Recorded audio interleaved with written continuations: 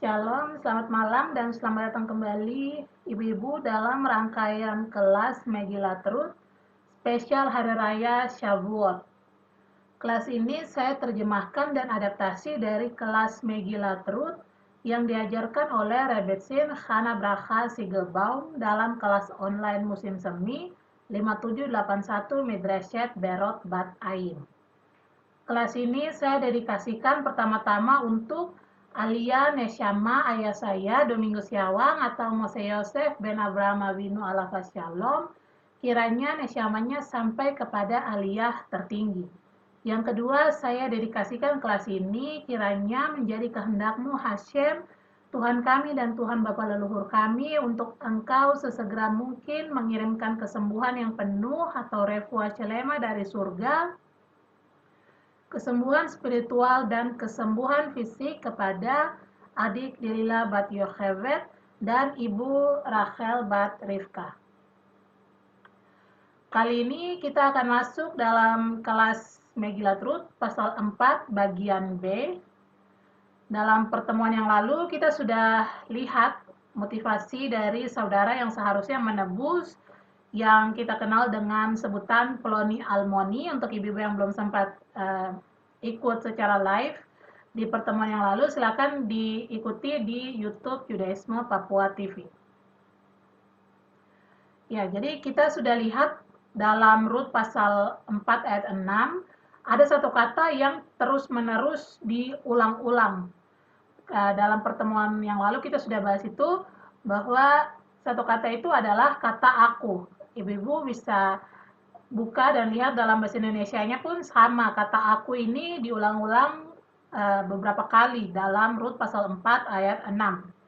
Dan ini berarti Ploni Almoni terlalu memikirkan dirinya sendiri atau dia terlalu egois.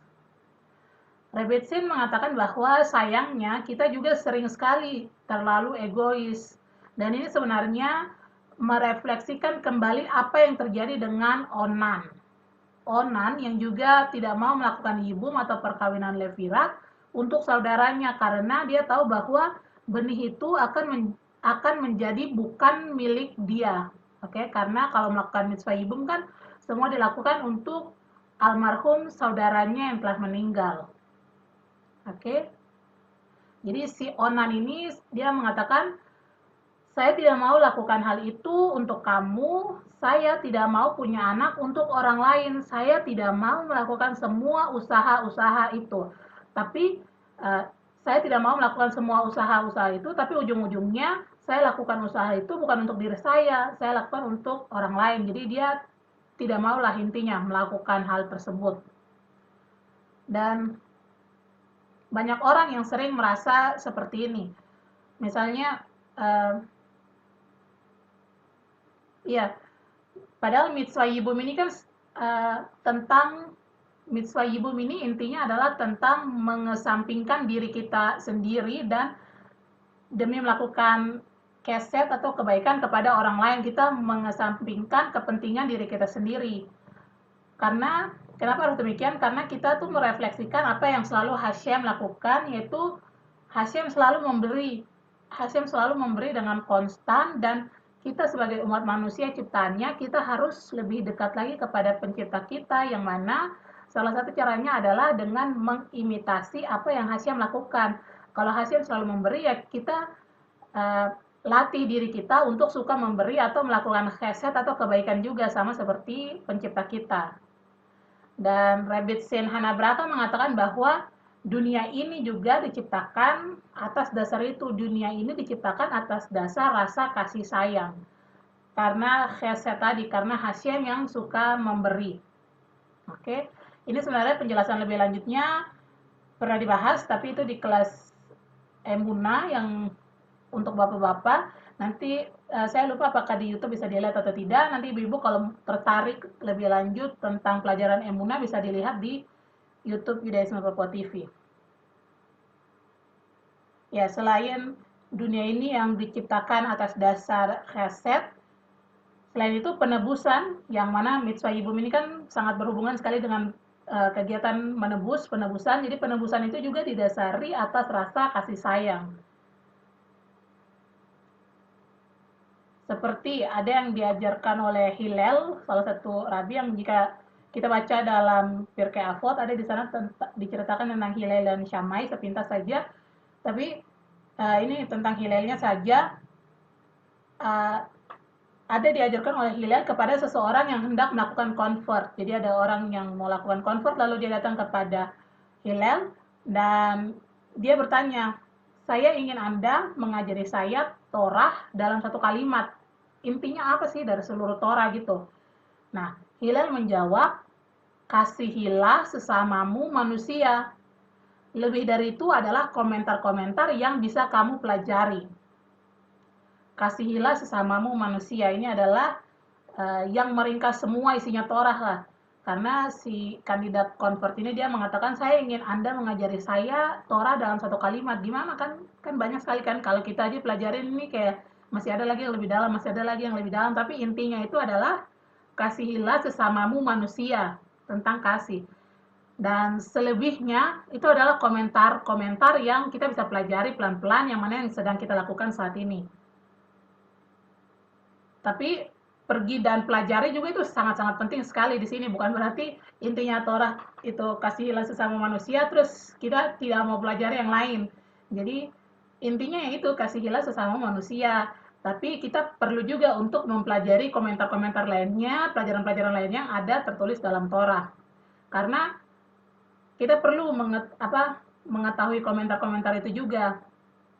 Tapi inti utamanya dari Torah adalah mengasihi. Dan kasih yang paling tinggi adalah mengasihi seseorang yang telah meninggal.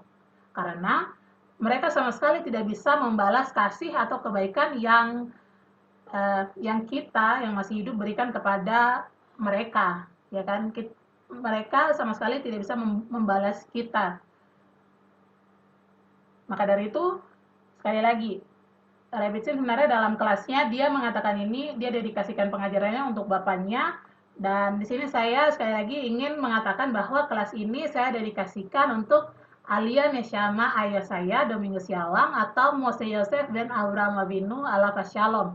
Kiranya Neshamanya sampai kepada aliyah tertinggi, karena tadi kita lagi membahas bahwa salah satu kebaikan tertinggi adalah kebaikan yang kita lakukan kepada orang yang telah meninggal, karena kita tidak bisa mendapatkan balasan dari dia. Oke? Dan Rebitsin bilang, seandainya saja kita selalu ingat kalimat-kalimat dedikasi seperti ini, maka dari setiap chesed atau kebaikan yang kita lakukan, kita bisa selalu doakan orang lain. Kita bisa lakukan kebaikan untuk orang lain, atau dengan kata lain, kita juga bisa memikirkan apa yang menjadi kebutuhan-kebutuhan orang lain seperti ini. Jadi kita tidak hanya memikirkan diri kita sendiri, apa yang kita butuhkan, apa yang kita perlukan, tapi kita juga secara konstan memikirkan juga hal-hal tentang orang lain. Sehingga hidup kita ini bukan tentang diri kita sendiri saja, tapi kita juga memikirkan orang lain, apa yang dibutuhkan orang lain, berdoa untuk mereka, dan sebagainya. Rebetsin mengatakan ini sebenarnya dia juga bicara untuk dirinya sendiri, untuk dirinya Rebetsin sendiri, karena Rebetsin menganggap dirinya sebagai seseorang yang cukup egois juga, tapi kadangkala Rebetsin berhasil keluar dari keegoisannya itu. Begitu juga dengan kita ibu-ibu. Silakan kita masing-masing evaluasi diri masing-masing dan latih diri untuk keluar dari keegoisan kita masing-masing. Oke? Jadi itu balik lagi, semua pembahasan itu adalah tentang motifnya si Ploni Almoni tadi, yang mana kita sudah bahas di pertemuan yang sebelumnya dari Rut pasal 4 ayat 6, bahwa dia terlalu banyak tentang saya tidak bisa ini, saya tidak bisa itu, saya tidak bisa ini, dan itu menunjukkan keegoisannya dia. Sedangkan dalam melakukan mitzvah yibum ini kita tidak boleh egois, karena kita melakukan mitzvah yibum ini semata-mata untuk orang yang sudah meninggal, supaya namanya dia tidak terhapuskan dari dunia ini dan ada keberlanjutannya gitu. Oke? Sekarang kita akan lihat sama-sama teks nomor 2 dari handout yang telah saya bagikan. Sebentar, saya akan share screen-nya dulu. Mungkin saya minta tolong Mama Rando bisa tolong bacakan mungkin teks nomor 2 dalam bahasa Indonesia.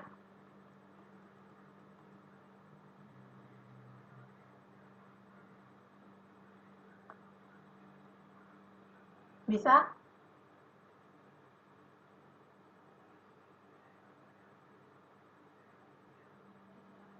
Teks nomor 2, Ploni Almoni, namanya tidak tertulis karena dia tidak mau menebus Ploni Almoni. Ini terjemahan dalam kitab para nabi, tertutup dan tersembunyi. 1 Samuel 21 ayat 3. Ploni tertutup dan tersembunyi bahasanya. Apabila sesuatu hal terlalu sukar bagimu untuk diputuskan. Devarim 17 ayat 8. Adakah sesuatu apapun yang mustahil untuk Hashem? Bereshit 18 ayat 14. Almoni, dia tidak dikenal tanpa saya, arti lain tuli atau bisu. Dia tuli terhadap kata-kata Torah. Dia seharusnya belajar orang Moab, tapi bukan perempuan Moab. Tetapi dia berkata, sebab aku akan merusak keturunanku. Rut 4 ayat 6. Rashi Rut 4 ayat 1. Toda kakak. Baik, Saudara Abah, Mama Rando, jadi di sini kita bisa lihat bahwa ada penjelasan tentang namanya si Ploni Almoni itu dan kenapa dia tuli, karena dia adalah tuli terhadap Torah. Maksudnya adalah ini ada aturan baru nih yang telah diberlakukan kembali bahwa orang-orang Moab memang laki-lakinya tidak bisa convert, tapi kalau perempuannya itu bisa. Tapi ini sudah mulai diberlakukan lagi, tapi si Ploni Almoni ini dia tuli, maksudnya dia tuh seperti tutup telinga, dia tidak mau dengar kalau aturan itu sudah bisa diberlakukan kembali. Jadi ini penjelasan sepintasnya yang mana sudah kita bahas juga dalam pertemuan yang sebelumnya, teks nomor 2 ini. Jadi Rebitin mengatakan ada hal lain yang sangat menyebalkan sekali dari orang-orang yang uh, tidak peduli atau masa bodoh dengan hukum-hukum yang diizinkan untuk kita lakukan. Padahal pertamanya, jadi saya jelaskan aja ulang bahwa di pertemuan yang lalu itu kita sudah bahas kalau si Ploni Almoni ini dia tuh kayak tadi kan dia tuli terhadap Torah, maksudnya terhadap hukum yang sudah dibolehkan nih, rabi-rabi sudah pada setuju, para tua-tua semua setuju kalau oke, aturan ini bisa dilakukan. Aturannya apa? Yaitu perempuan Moab itu bisa melakukan convert, ya kan udah disetujui semua. Tapi ada aja pasti orang-orang seperti si Ploni Almoni ini yang itu aturannya sudah diizinkan, tapi dia justru malah bikin aturan itu makin dilarang lagi, dia makin strict sendiri, terus dia bilang, ah itu sebenarnya tidak boleh dilakukan, jangan-jangan kita jangan lakukan. Pasti ada aja orang-orang yang kayak gitu, yang mungkin aturan itu sebelumnya tidak jelas, tapi sekarang sudah diputuskan kalau itu boleh dilakukan, tetap pasti ada orang-orang yang justru tidak mau dengar, tidak peduli. Nah, di sini Rebitin mengatakan ada hal lain yang sangat-sangat menyebalkan sekali dari orang-orang seperti ini adalah mereka tuh sangat-sangat strict sekali. Apa misalnya hukum itu sudah diizinkan sama rabi-rabi boleh dilakukan, orang-orang seperti Ploni Almoni ini justru bilang itu tidak boleh dilakukan, perempuan Moab itu tidak boleh convert gitu ke Yahudi. Terus sudah begitu mereka lebih strict lagi, mereka betul-betul anti gitulah, betul-betul tidak mau terima hukum itu, betul-betul tutup telinga dari keputusan yang sudah dikeluarkan itu bahwa diizinkan itu sebenarnya, tapi mereka tidak mau dengar, terus mereka lebih strict lagi dari sebelumnya gitu. Ini yang sangat-sangat menyebalkan sekali dari orang-orang seperti ini. Dan Rebitsin bilang, kita tuh bisa strict, tapi jangan terlalu ekstra strict sekali gitu. Apalagi sudah dalam kasus seperti ini, sudah seharusnya dibolehkan, kita malah bikin aturan sendiri kalau itu sebenarnya tidak boleh, terus kita strict lagi, ini kan kebangetan gitu. Kayak bikin ganas gitu, menyebalkan sekali. Oke, dan itu tergolong dalam kategori egois. Orang yang melakukan seperti itu tergolong dalam orang yang egois. Dia cuma pikirin dirinya sendiri aja. Kenapa sampai bisa dikatakan seperti itu? Dia pikirin dirinya sendiri karena seakan-akan orang-orang seperti ini tuh mengatakan kalau saya ini lebih baik dari mereka. Dia mengatakan seakan-akan saya tahu kalau orang-orang Moab itu tidak bisa convert. Jadi mereka yang memutuskan kalau perempuan Moab itu bisa convert itu Mereka tuh tidak benar. Saya kan tahu aturannya. Saya ini jadi lebih baik dari mereka gitu. Mereka mereka tidak tahu apa yang mereka omongkan. Mereka bilang orang Moab itu boleh convert, tapi sebenarnya kan tidak boleh gitu. Jadi saking striknya, jadi dia egois dan seakan-akan dia mengatakan bahwa saya lebih baik dari mereka yang memilih untuk melakukan hukum tersebut. Itu yang dimaksud dengan sudah bikin ganas sekali, menyebalkan sekali, terus dia egois gitu karena dia merasa kalau dirinya tuh yang lebih benar daripada yang lain gitu, daripada orang-orang yang mengikuti hukum itu yang sudah disetujui bersama.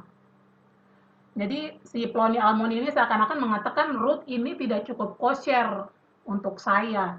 Seakan-akan dia mengatakan seperti itu ya kan, karena mungkin aturan sebelumnya sebenarnya bukannya tidak dibolehkan perempuan Moab untuk melakukan convert, tapi tidak ada perempuan dari Moab yang mau datang bawa diri untuk melakukan convert ke Yahudi. Jadi tidak ada yang tahu sebelumnya.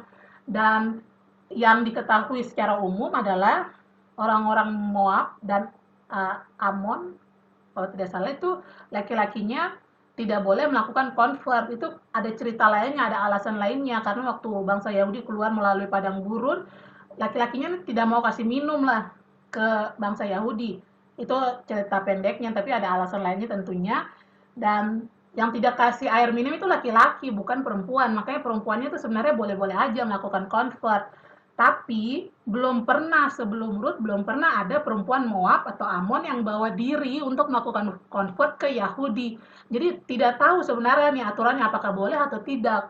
Nah sekarang pas ada satu perempuan Moab yang mau bawa diri untuk melakukan convert, baru si Boas nih cari tahu halakannya bagaimana, dan ternyata boleh. Rabi-rabi dan para tua-tua tuh sudah menyetujui kalau perempuan Moab dan Amon itu boleh melakukan convert.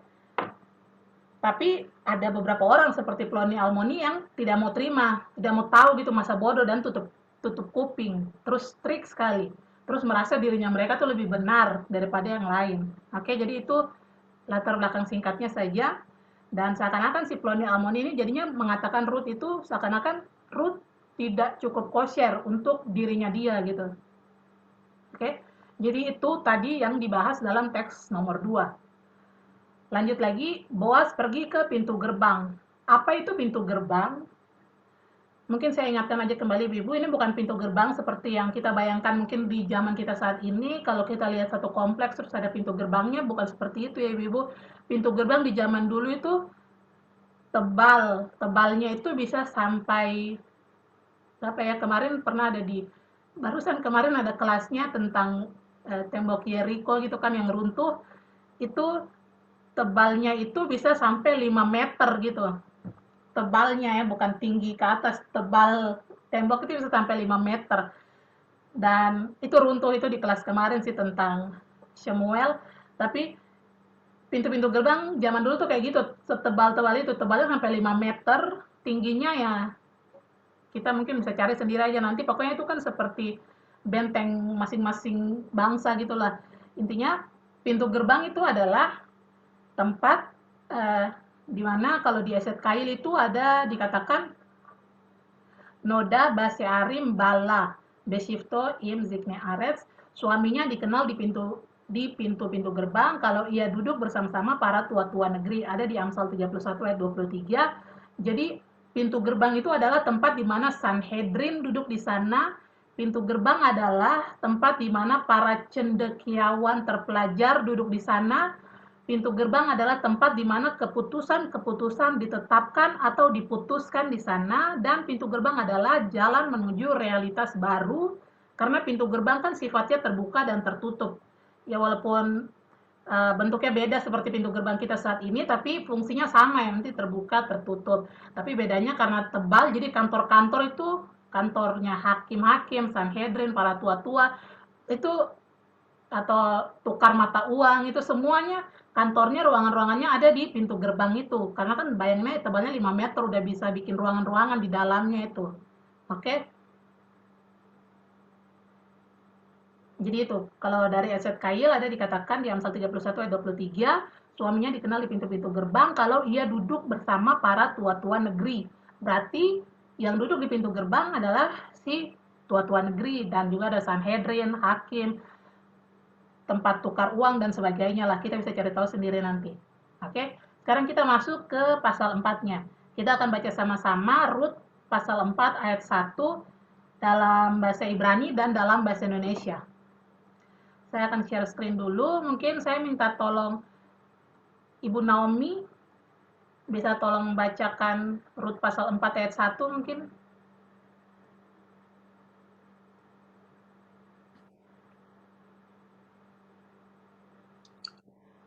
Rut pasal 4 ayat 1. Ufoat Allah hasaat fayesef sam fehine hagoel ofer asher difer boats fayimer surah sefa o feloni alemoni fayasar fayesef. Toda. Baik, Saudara Aba, Ibu Naomi, untuk dalam bahasa Indonesia mungkin saya minta tolong Mama Rando mungkin bisa tolong bacakan Rut pasal 4 ayat 1 dalam bahasa Indonesia. Rut pasal 4 ayat 1. Boas telah pergi ke pintu gerbang dan duduk di sana. Kebetulan lewatlah penebus yang disebutkan Boas itu. Lalu berkatalah Boas, "Hai saudara, datanglah dahulu kemari, duduklah di sini." Maka datanglah ia, lalu duduk. Baik, Saudara Aba, Mama Rando, dan Saudara Ibu Naomi, Ibu-ibu kalau kita perhatikan dalam bahasa Ibrani-nya di sana ada kata hine yang saya kotakin merah. Jadi setiap kali ada kata hine, berarti itu seperti sebuah kejutan gitu. Sebuah kejutan, dan yang terjadi itu benar-benar sepenuhnya berasal dari Hashem. Kejutan dan sepenuhnya berasal dari Hashem. Memang semuanya itu berasal dari Hashem. Kalau kita pikir-pikir kan memang tidak ada satupun di dunia ini yang terjadi kalau bukan dari Hashem. Enot Milvado ya kan. Tapi maksudnya dengan penggunaan kata hine ini jadi lebih tajam lagi gitu, bahwa hal ini terjadi kejutan tiba-tiba gitu dan berasal dari Hashem, sepenuhnya dari Hashem. Jadi itu kalau ada kata hine, kita bisa ingat-ingat ini sering ditemukan dalam berbagai ayat dalam Tanakh, kata hine. Kejadian-kejadian yang melampaui kemampuan manusia, sesuatu yang kejutan dan sepenuhnya berasal dari Hashem. Oke? Ini kita sudah bahas juga pasal 4 ayat 1 ini di pertemuan sebelumnya, bahwa kita sudah bahas kalau ada satu kata yang itu bukan di ayatnya tapi ada di komentarinya, bahwa kalau kita lihat kan tiba-tiba aja tuh ada tulisan kebetulan lewatlah penebus itu yang disebutkan Boas. Kan ingat tidak ada yang kebetulan, dan ada komentarinya di teks nomor 1 kalau tidak salah dari handout itu ada satu kata, yaitu dalam bahasa Ibrani saya lupa apa, pokoknya dalam bahasa Indonesianya artinya adalah diterbangkan. Biarpun si penebus ini ada di ujung dunia manapun, tapi Hashem akan menerbangkan dia untuk ada di pintu gerbang itu, yang Boas ada di sana saat ini. Maksudnya adalah ketika kita melakukan bagian kita, kan Boas sudah melakukan bagiannya Boas, Ruth melakukan bagiannya Ruth, Naomi melakukan bagiannya Naomi, masing-masing melakukan bagiannya masing-masing, maka Hashem juga akan melakukan bagiannya Hashem. Makanya dikatakan dalam komentarnya teks nomor 1, ibu-ibu nanti bisa lihat di sana, kalau biar si penebus ini ada di ujung dunia manapun juga Hashem akan menerbangkan dia. Kok bisa kata menerbangkan yang sama digunakan di dalam sumbernya saya lupa apa, pokoknya yang sudah tertulis ribuan tahun lalu, padahal itu kata yang sama, kata terbang yang digunakan juga untuk bahasa Ibrani modern, ketika terbang menggunakan pesawat. Memangnya sudah ada pesawat zaman itu? Tentunya tidak ada kan, tapi itu maksudnya Hashem akan menerbangkan si penebus itu untuk bisa ada di pintu gerbang di mana Boas berada saat ini. Jadi maksudnya adalah itu bukan suatu kebetulan, tapi karena masing-masing sudah melakukan bagiannya masing-masing, jadi Hasyim juga akan melakukan bagiannya Hasyim, sehingga Boas ini tidak perlu tersiksa karena menunggu atau harus cari-cari dulu si penebusnya, karena Boas ini kan setelah dia kan pergi ke pintu gerbang, dia ingin memastikan dulu halakanya seperti apa, apakah perempuan Moab itu bisa convert atau tidak, dan lain sebagainya. Terus dia akan tanya langsung ke si Ploni Almoni, si orang yang harusnya menebus Ruth sebelum Boas. Harusnya dia duluan kan, jadi Boas harus memastikan dulu kepada dia, dia mau tidak melakukan penebusan ini. Kalau misalnya tidak mau, baru Boas yang akan turun tangan. Nah, tapi di sini di ayat 1 ini kita lihat kalau ada tulisan kebetulan lewatlah penebus yang disebutkan Boas itu. Balik lagi, tidak ada suatu kebetulan, itu Hasyim sudah atur, Hasyim melakukan bagiannya Hasyim tiba-tiba aja kasih si penebus itu lewat gitu. Tiba-tiba lewat gitu kan, tidak ada angin, tidak ada apa, tidak ditelepon, kayak tidak dipanggil-panggil dulu, tiba-tiba aja dia lewat. Jadi Boas tidak perlu tunggu lagi, tidak perlu cari-cari dia, tapi langsung Boas bisa tanya dia langsung saat itu, karena dia tiba-tiba lewat, tiba-tiba ada di situ, jadi bisa langsung ditanya gitu ke orangnya. Jadi itu penjelasan dari Rut pasal 4 ayat 1. Oke, kita lanjut lagi ke ayat 2. Mungkin saya minta tolong Tante Asna, bisa tolong bacakan dalam bahasa Ibraninya, Rut pasal 4 ayat 2. Ada di layar Zoom.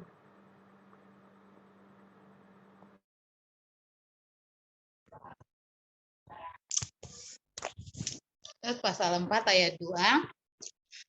Vayikra Az-Zahra Anasim Miziknei Hair Vayomer Sefu Ko Vayesefu. Baik, Saudara Tante Asna, dalam bahasa Indonesia saya minta tolong Mama Rando lagi, bisa tolong bacakan Rut pasal 4 ayat 2, silakan.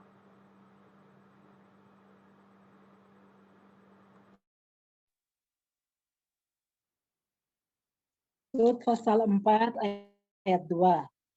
Kemudian dipilihnyalah 10 orang dari para tua-tua kota itu dan berkata, duduklah kamu di sini, maka duduklah mereka. Baik, Saudara Mama Rando, kita perhatikan di sini Ibu-ibu. Saya mau tanya dulu kepada Ibu-ibu sebelum masuk ke penjelasannya. Tadi ada dikatakan bahwa Boas memilih 10 orang, ya kan? Boas memilih 10 orang. Kenapa harus 10 orang, Ibu-ibu? Mungkin ada Ibu-ibu yang mau coba kasih pendapatnya gitu. Kenapa harus 10 orang? 10 orang nih biasa apa sih, melambangkan apa gitu?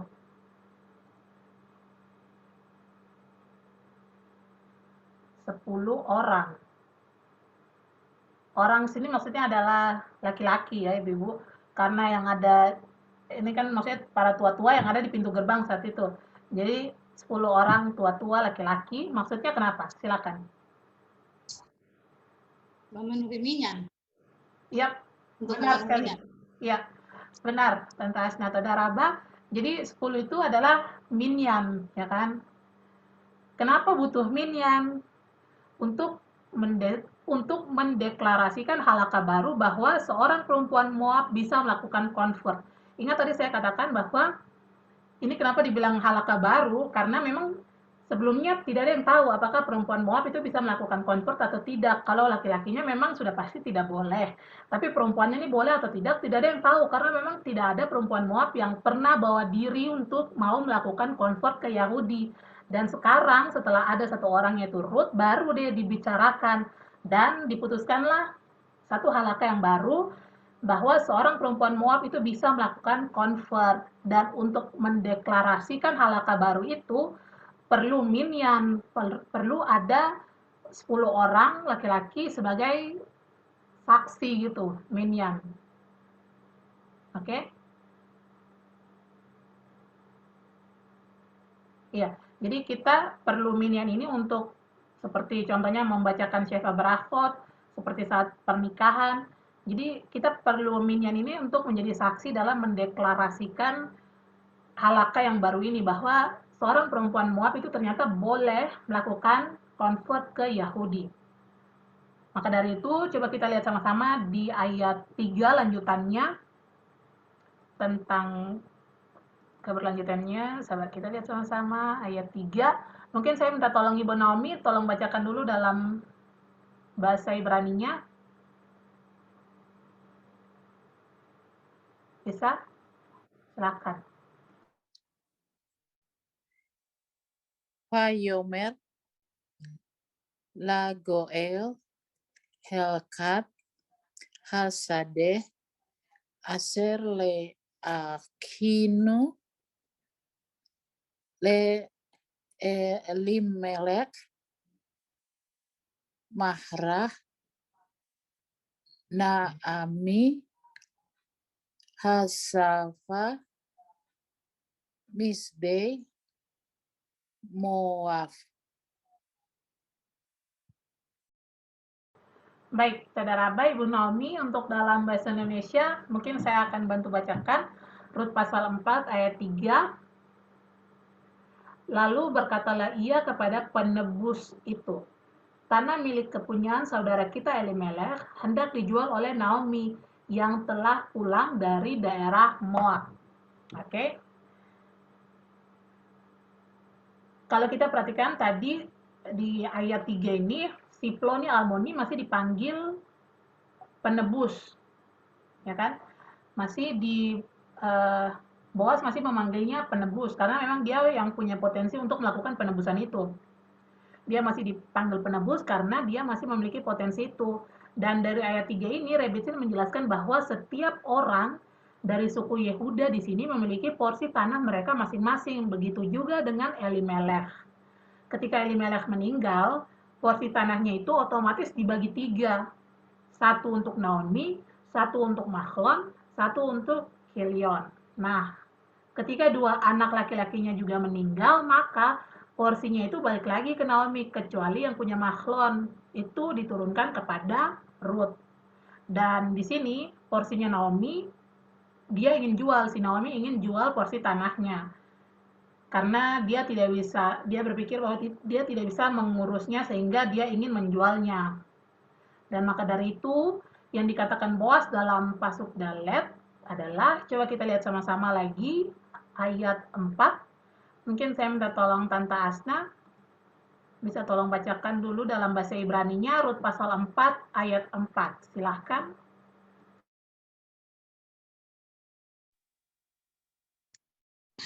Pasal 4 ayat 4. Pa'ani amir amati leh asneka leamor kene neget hayosvim veneget signei ami im tigal geal veim lo yigal hagida li veedah ki ein zulateka li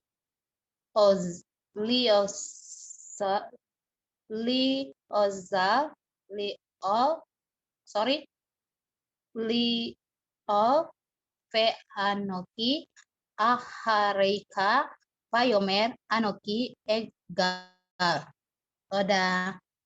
Baik, Saudara Aba, Tante Asna, coba dalam bahasa Indonesia saya minta tolong Mama Rando, Rut pasal 4, ayat 4, silahkan. Rut pasal 4 ayat 4. Jadi pikirku, baik juga hal itu kusampaikan kepadamu sebagai berikut. Belilah tanah itu di depan orang-orang yang duduk di sini dan di depan para tua-tua bangsa kita. Jika engkau mau menebusnya, tebuslah. Tetapi jika engkau tidak mau menebusnya, beritahukanlah kepadaku supaya aku tahu, sebab tidak ada orang yang dapat menebusnya kecuali engkau, dan sesudah engkau, aku. Lalu berkatalah ia, aku akan menebusnya. Baik, Saudara Abah, Mama Rando, dan Saudara Abah Tante Asna. Sekarang Ibu-Ibu, kalau di kelasnya Rebetsin itu Rebetsin ada berikan kita pertanyaan, dan saya akan berikan pertanyaan ini juga kepada Ibu-Ibu. Coba kita lihat dalam bahasa Indonesianya atau dalam bahasa Ibraninya, silahkan. Rut pasal 4 ayat 4. Coba Ibu-Ibu lihat dalam ayat 4 ini berapa kali kata tebus muncul dalam Rut pasal 4 ayat 4. Berapa kali kata tebus muncul, atau dalam bahasa Ibrani itu gaal, atau kata yang terdiri dari huruf gimel, alef, lamet. Berapa kali? Ibu-ibu coba lihat dalam kitab suci bahasa Indonesia atau dalam bahasa Ibrani juga bisa. Berapa kali kata tebus atau gaal itu muncul? Gimel, alef, lamet. Silakan dihitung. Yang sudah tahu atau mau tebak-tebak bisa nyalakan mic-nya dan kasih tahu berapa kali.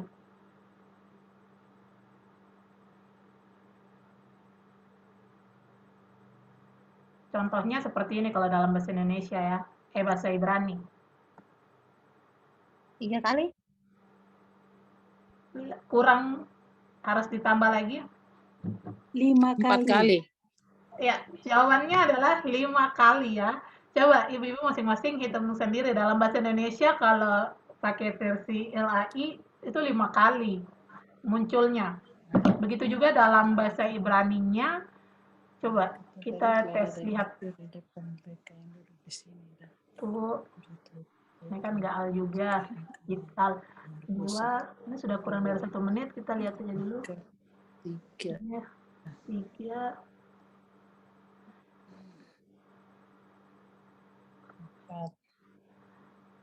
Ini agak sulit mungkin.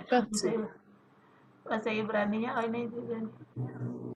Ya pokoknya kalau kita lihat dari dalam bahasa Indonesia, terus kita artiin aja langsung bersih-bersih ke bahasa Ibrani. Setiap kata tebus diganti jadi gal, kemungkinan besar itu urut-urutannya. Kayaknya mungkin ini kali. Goel.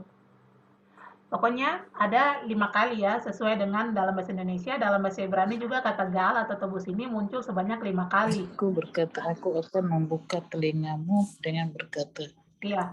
Itu. Oke, Ibu, sudah karena kurang dari 1 menit waktunya akan habis, mungkin Ibu silakan keluar sebentar, baru kita akan balik lagi melalui link yang sama, baru kita bahas kenapa harus 5 kali munculnya.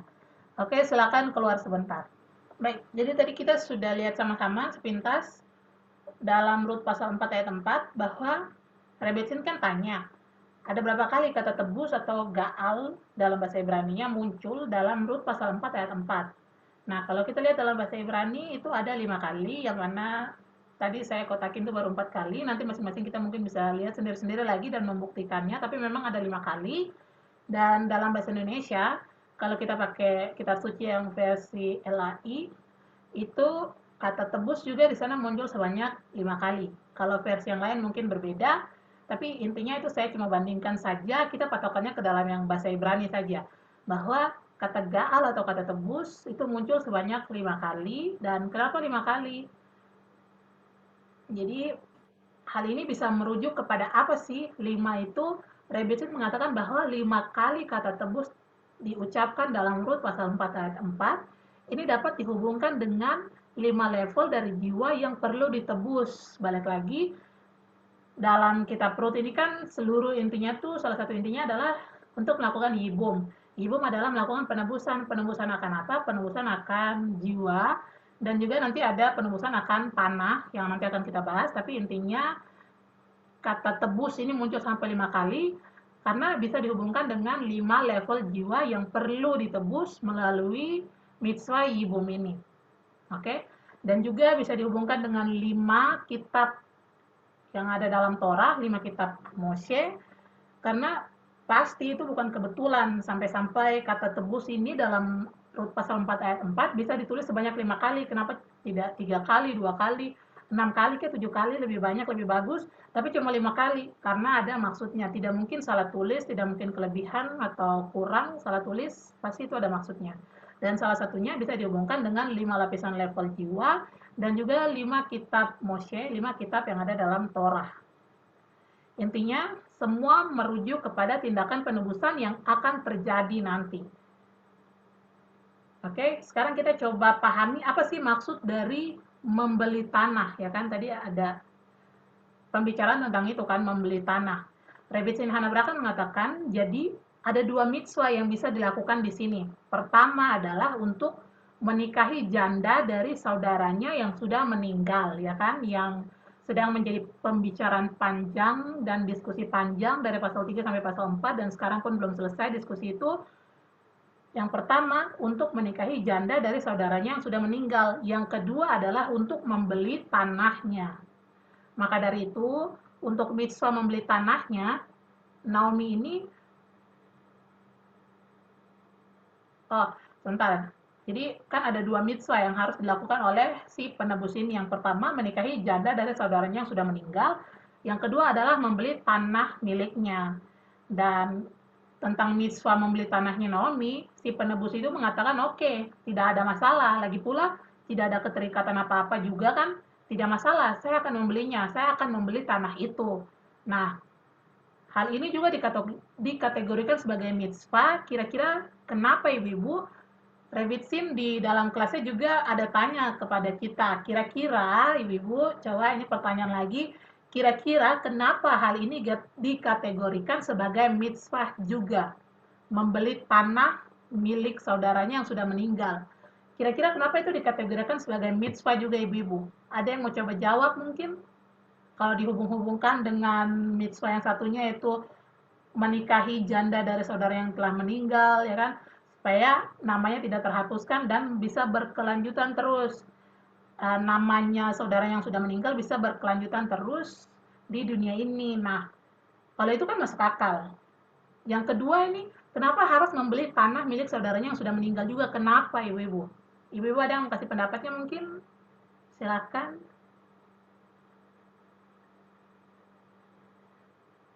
Kenapa harus dijual juga ke saudaranya si penebus itu? Penebus itu kan harus yang paling dekat kan, saudara yang paling dekat. Kenapa tidak dijual aja ke siapa ke, orang Amon ke, orang apa gitu? Orang lain lah yang ada uang gitu, yang mungkin tidak tahu asal usulnya si Mahlon dan Kilion, tapi punya uang bisa beli gitu kan. Nah, kenapa harus si penebusnya ini? Si penebusnya harus melakukan dua. Pertama, menikahi janda dari saudaranya yang telah meninggal. Yang kedua, membeli tanah milik saudaranya yang telah meninggal. Kenapa yang membeli tanah ini juga termaksud mitzvah yang harus dilakukan?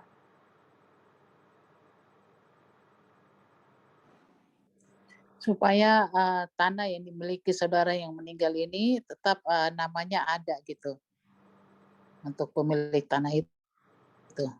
Iya, kalau namanya ada berarti apa tuh Ibu Nami? Mungkin bisa dikembangkan lagi? Berarti generasinya dia tetap akan ada gitu. Iya. Terus kenapa dijualnya harus ke itunya saudaranya? Kenapa tidak bisa dijual ke yang lain gitu?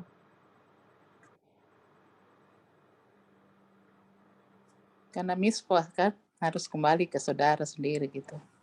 Ya, benar. Mitzvah harus kembali ke saudara sendiri. Mantap sekali Ibu Naomi, itu sudah menuju ke sana, sudah benar itu. Jadi, Saudara Abah, saya coba lengkapi jawabannya, itu sudah benar. Jadi, karena tanah itu harus dimiliki oleh relatif atau keluarga dekatnya, karena keluarga harus berputar-putar di dalam keluarga situ aja, tidak bisa dijual ke luar gitu, tidak bisa orang lain yang datang memiliki tanah itu. Harus tanah itu milik suku itu, milik keluarga itu, ya udah di sekitar-sekitar mereka aja jualnya. Makanya yang si penebus ini kan kita sudah belajar bahwa harus saudara yang paling dekat dari saudara yang telah meninggal ini kan. Dicari yang paling dekat. Yang paling dekat ternyata ada si Ploni Almoni itu. Nah, tapi Ploni Almoni ini dia harus menebus dengan menikahi janda dari saudara yang telah meninggal, dan yang kedua dia harus membeli tanahnya juga supaya supaya di sekitar keluarga itu aja tidak keluar gitu hartanya, milik keluarga itu aja, milik suku itu aja, jangan sampai suku lain ambil bagiannya suku Yehuda, karena ini kan suku Yehuda kan yang kita lagi bahas sekarang ini. Elimelek itu suku Yehuda, tidak bisa kita jual keluar apalagi sampai ke bangsa lain, karena nanti bangsa lain jadi mendomisili atau menguasai tempatnya orang-orang Yahudi gitu kan. Makanya itu alasannya kenapa harus dijual ke keluarga terdekatnya, terlebih khusus orang yang melakukan menebus atau menikahi jandanya ini harus juga membeli tanahnya gitu. Makanya dua ini adalah mitzvah karena itu. Karena tanah itu harus dimiliki oleh relatif atau keluarga dekat. Dengan kata lain, bisa kita katakan supaya harta itu tetap ada di dalam keluarganya saja. Tapi sebenarnya yang idealnya adalah seseorang yang membeli tanahnya, dia juga harus menikahi jandanya dari saudara yang telah meninggal ini. Maka dari itu, setelah mendengarkan jawaban dari saudaranya tadi, si Ploni Almoni, kemudian Boas mengatakan seperti ada tertulis dalam ayat 5, oke, kamu bersedia membeli tanahnya Naomi, tapi ada satu hal lagi yang harus kamu lakukan. Oke, coba kita lihat sama-sama Rut pasal 4 ayat 5. Kita akan baca lagi dalam bahasa Ibrani dan dalam bahasa Indonesia. Mungkin saya minta tolong Ibu Naomi, bisa tolong baca dulu Rut pasal 4 ayat 5 dalam bahasa Ibrani, silahkan. Vayomer Boaz Beyom Kenotecha Hazade Miyat Ne'ami Umeid Ruh Hamoafiyah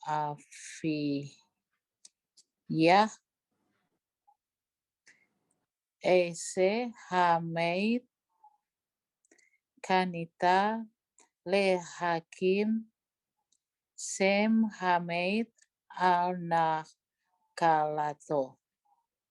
Toda. Baik, Saudara Abai, Ibu Naomi, dalam bahasa Indonesia mungkin saya minta tolong Ibu Egi, bisa tolong bacakan Rut pasal 4 ayat 5 dalam bahasa Indonesia. Silakan. Ya, Kakak. Ya. Rut 4 pasal 5, dan Boas berkata, pada hari engkau membeli tanah itu dari tangan Naomi, maka engkau telah membeli pula dari Rut, wanita Moab itu, yakni istri orang yang telah meninggal itu, untuk menegakkan nama orang yang telah meninggal itu di atas warisannya. Ya, sudah Kakak. Baik, Saudara Abai, Ibu Egi. Ayat ini sebenarnya tentang apa sih? Boas sebenarnya mengatakan apa? Kan tadi Boas setelah mendengar responnya dari seseorang yang harusnya menebus Rut, kemudian Boas mengatakan seperti ini. Nah, maksudnya apa? Hal ini sangat-sangat penting sekali Ibu-Ibu. Dari cara Rebbetzin Hanabraka melihat ayat ini, seseorang kan memiliki 5 lapisan jiwa ya kan, tadi seperti saya sudah bilang, seseorang itu memiliki 5 lapisan jiwa, dan jiwa-jiwa ini kan ada dalam wadah, yaitu tubuh jasmani kita. Seperti jiwa saya ada dalam tubuhnya saya gitu kan, jiwanya ibu-ibu juga ada dalam tubuhnya ibu-ibu. Nah, kita bayangin kalau seseorang itu memiliki 5 lapisan jiwa, dan jiwa-jiwa ini ada dalam satu wadah, yaitu tubuh jasmani. Nah, tubuh jasmani itu punya wadahnya juga. Itu adalah wadah dari tubuh kita adalah porsi tanah yang secara spesifik dimiliki oleh orang tersebut. Misalnya, mungkin ini saya tambahin dari pendapat saya pribadi tuh, misalnya kita dibilang kita orang ini berasal dari kampung ini. Jadi tanahnya kampung itu milik keluarga ini secara khusus gitu kan. Jadi sama juga di 12 suku sana kan. Jadi tanahnya suku Yehuda ya milik suku Yehuda aja, milik keluarganya Elimelek ya milik keluarganya Elimelek aja, maksudnya sekitar keluarganya Elimelek situ. Nah, karena balik lagi, jiwa itu ada dalam satu wadah, yaitu tubuh jasmani. Dan tubuh jasmani ini ada dalam satu wadah, yaitu tanah, porsi tanah yang menjadi bagian kita, atau yang menjadi bagian keluarga kita. Ya kan, biasa kan kalau dalam satu keluarga ada tanah terus dibagi-bagi lagi, yang mana tanahnya anak ini, yang mana tanahnya anak ini, karena itu tubuh kita yang adalah wadah dari jiwa kita, tubuh kita ini perlu wadah juga, yaitu tanahnya kita, porsi tanahnya kita. Oke, Semoga bisa dimengerti. Jadi dengan kata lain, tanah itu adalah tubuh dari tubuh jasmani kita. Tanah adalah tubuhnya tubuh jasmani. Tanah secara biblikal yang dimiliki oleh orang itu secara khusus dari keluarga itu dan dari suku itu, ya itu tanah milik dia terus gitu. Misalnya dari suku Yehuda, terus keluarganya Elimelech, tanah milik Mahlon Kilion, yang udah milik mereka terus gitu. Nah nanti saat Masias datang, Masias akan menunjukkan setiap orang di mana tanah mereka masing-masing. Misalnya Masias itu bisa membedakan dari bukan mata, bukan pendengaran, tapi dari penciuman.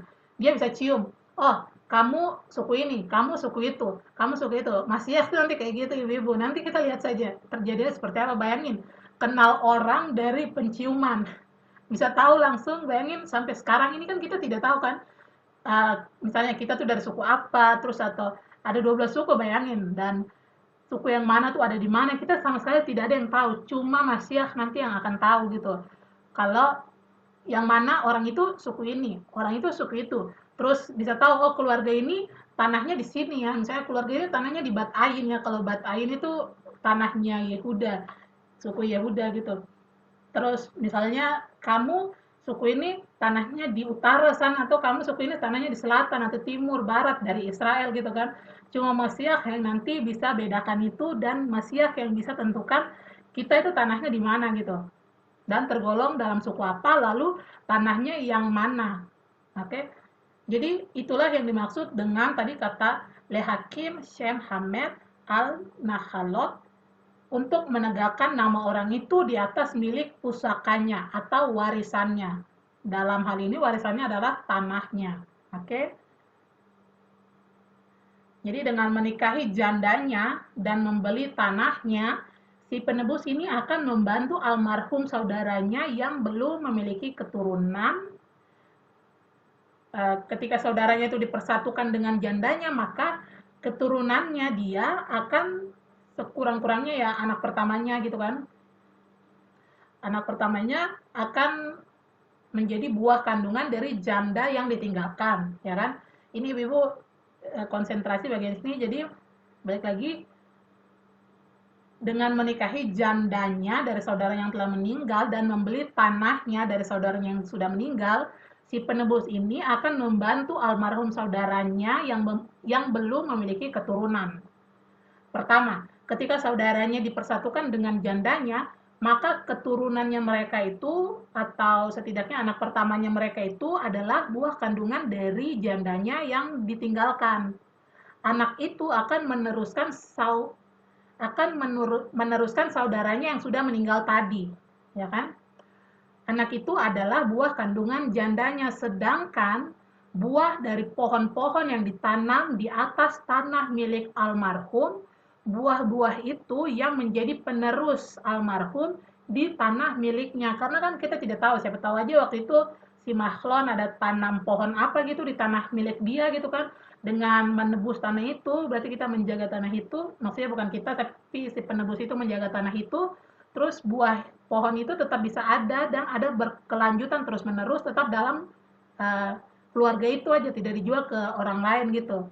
Jadi melalui dua cara inilah namanya almarhum akan memiliki keberlanjutan. Dua-duanya harus jalan. Jadi jika kamu ingin menebus tanah ini, maka kamu juga harus menikahi Ruth. Kira-kira itulah yang Boas katakan. Karena kan tadi kita sudah bahas kalau si saudaranya ini, si Ploni Almoni, dia bilang kan, oh kalau kan Naomi mau jual tanahnya, terus dia bilang oke, tidak masalah, saya akan beli tanah itu ya kan. Nah, setelah responnya seperti itu, terus Boas respon balik, oke, kalau kamu mau menebus tanah ini, kalau mau beli tanah itu kan berarti menebus tanah itu kan, kalau kamu mau menebus tanah ini, maka kamu juga harus menikahi Ruth. Kira-kira itu respon balik dari Boas. Nah, maka dari itu apa yang dikatakan oleh si penebus itu dalam ayat 6, yang mana sebenarnya ini sudah kita bahas dalam pertemuan yang lalu, tapi kita akan baca saja ulang sama-sama supaya ada keberlanjutan. Kita akan baca dalam bahasa Ibrani dulu, lalu dalam bahasa Indonesia. Saya minta tolong Tante Asna, mungkin bisa tolong bacakan dulu Rut pasal 4 ayat 6 dalam bahasa Ibrani, silahkan.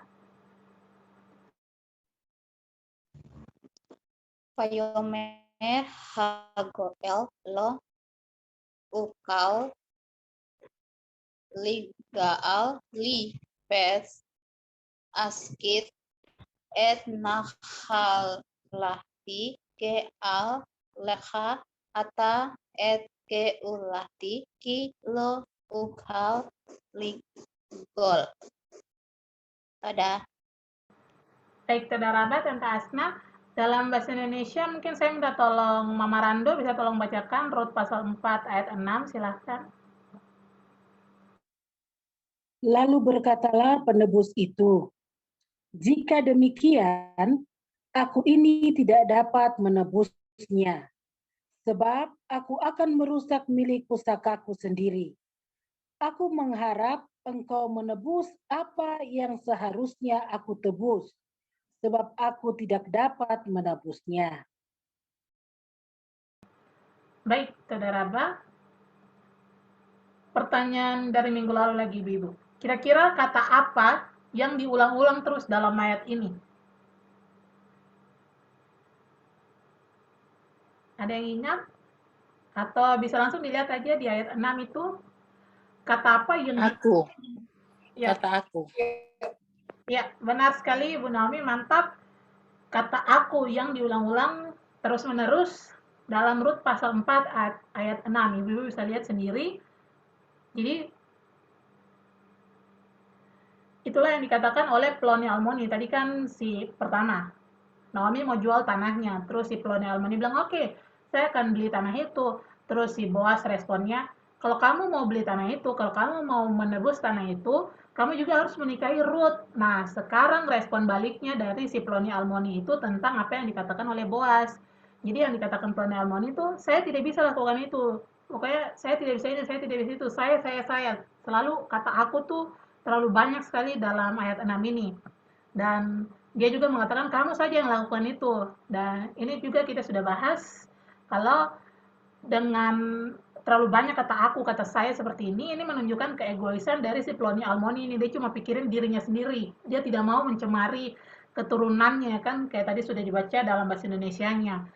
Oke, jadi itu respon balik dari Ploni Almoni yang mana dia tidak mau. Saya tidak bisa lakukan itu, kamu saja yang lakukan itu. Nah, selanjutnya, ada sesuatu yang sangat dalam yang Rebitsin harapkan kita bisa lebih fokus lagi di sini, karena pertama kita akan pelajari artinya secara sederhana, lalu kita akan pelajari artinya secara kabalistik juga.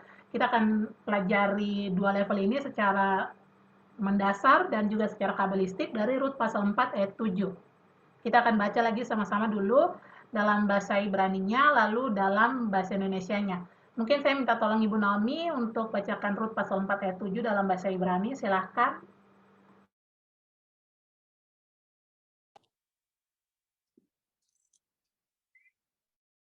Vezot levanim be Yisrael al hageulah ve al hatmuhra lekayem kol dafar salaf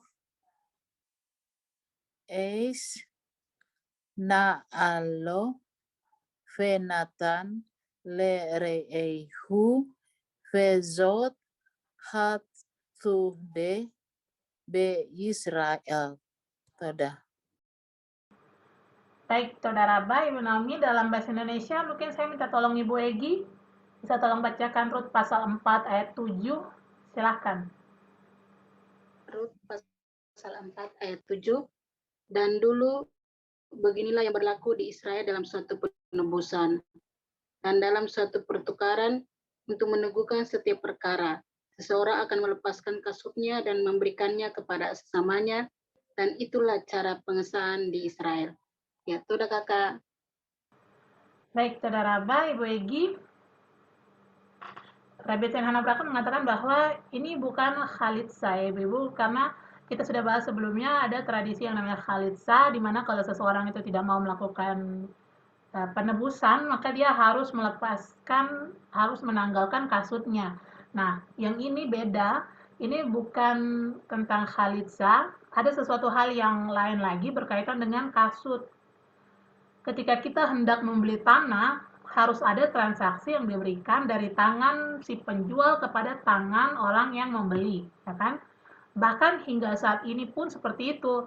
Seperti dalam acara pernikahan, dalam pernikahannya Rebetsin sendiri dan juga dalam pernikahan-pernikahan lainnya, menikahi seorang perempuan itu sama seperti transaksi bisnis juga. Rebetsin Hanabraka bilang, maaf kalau kedengarannya agak seperti bagaimana gitu, tapi memang seperti itu dalam halacha itu memang seperti transaksi bisnis.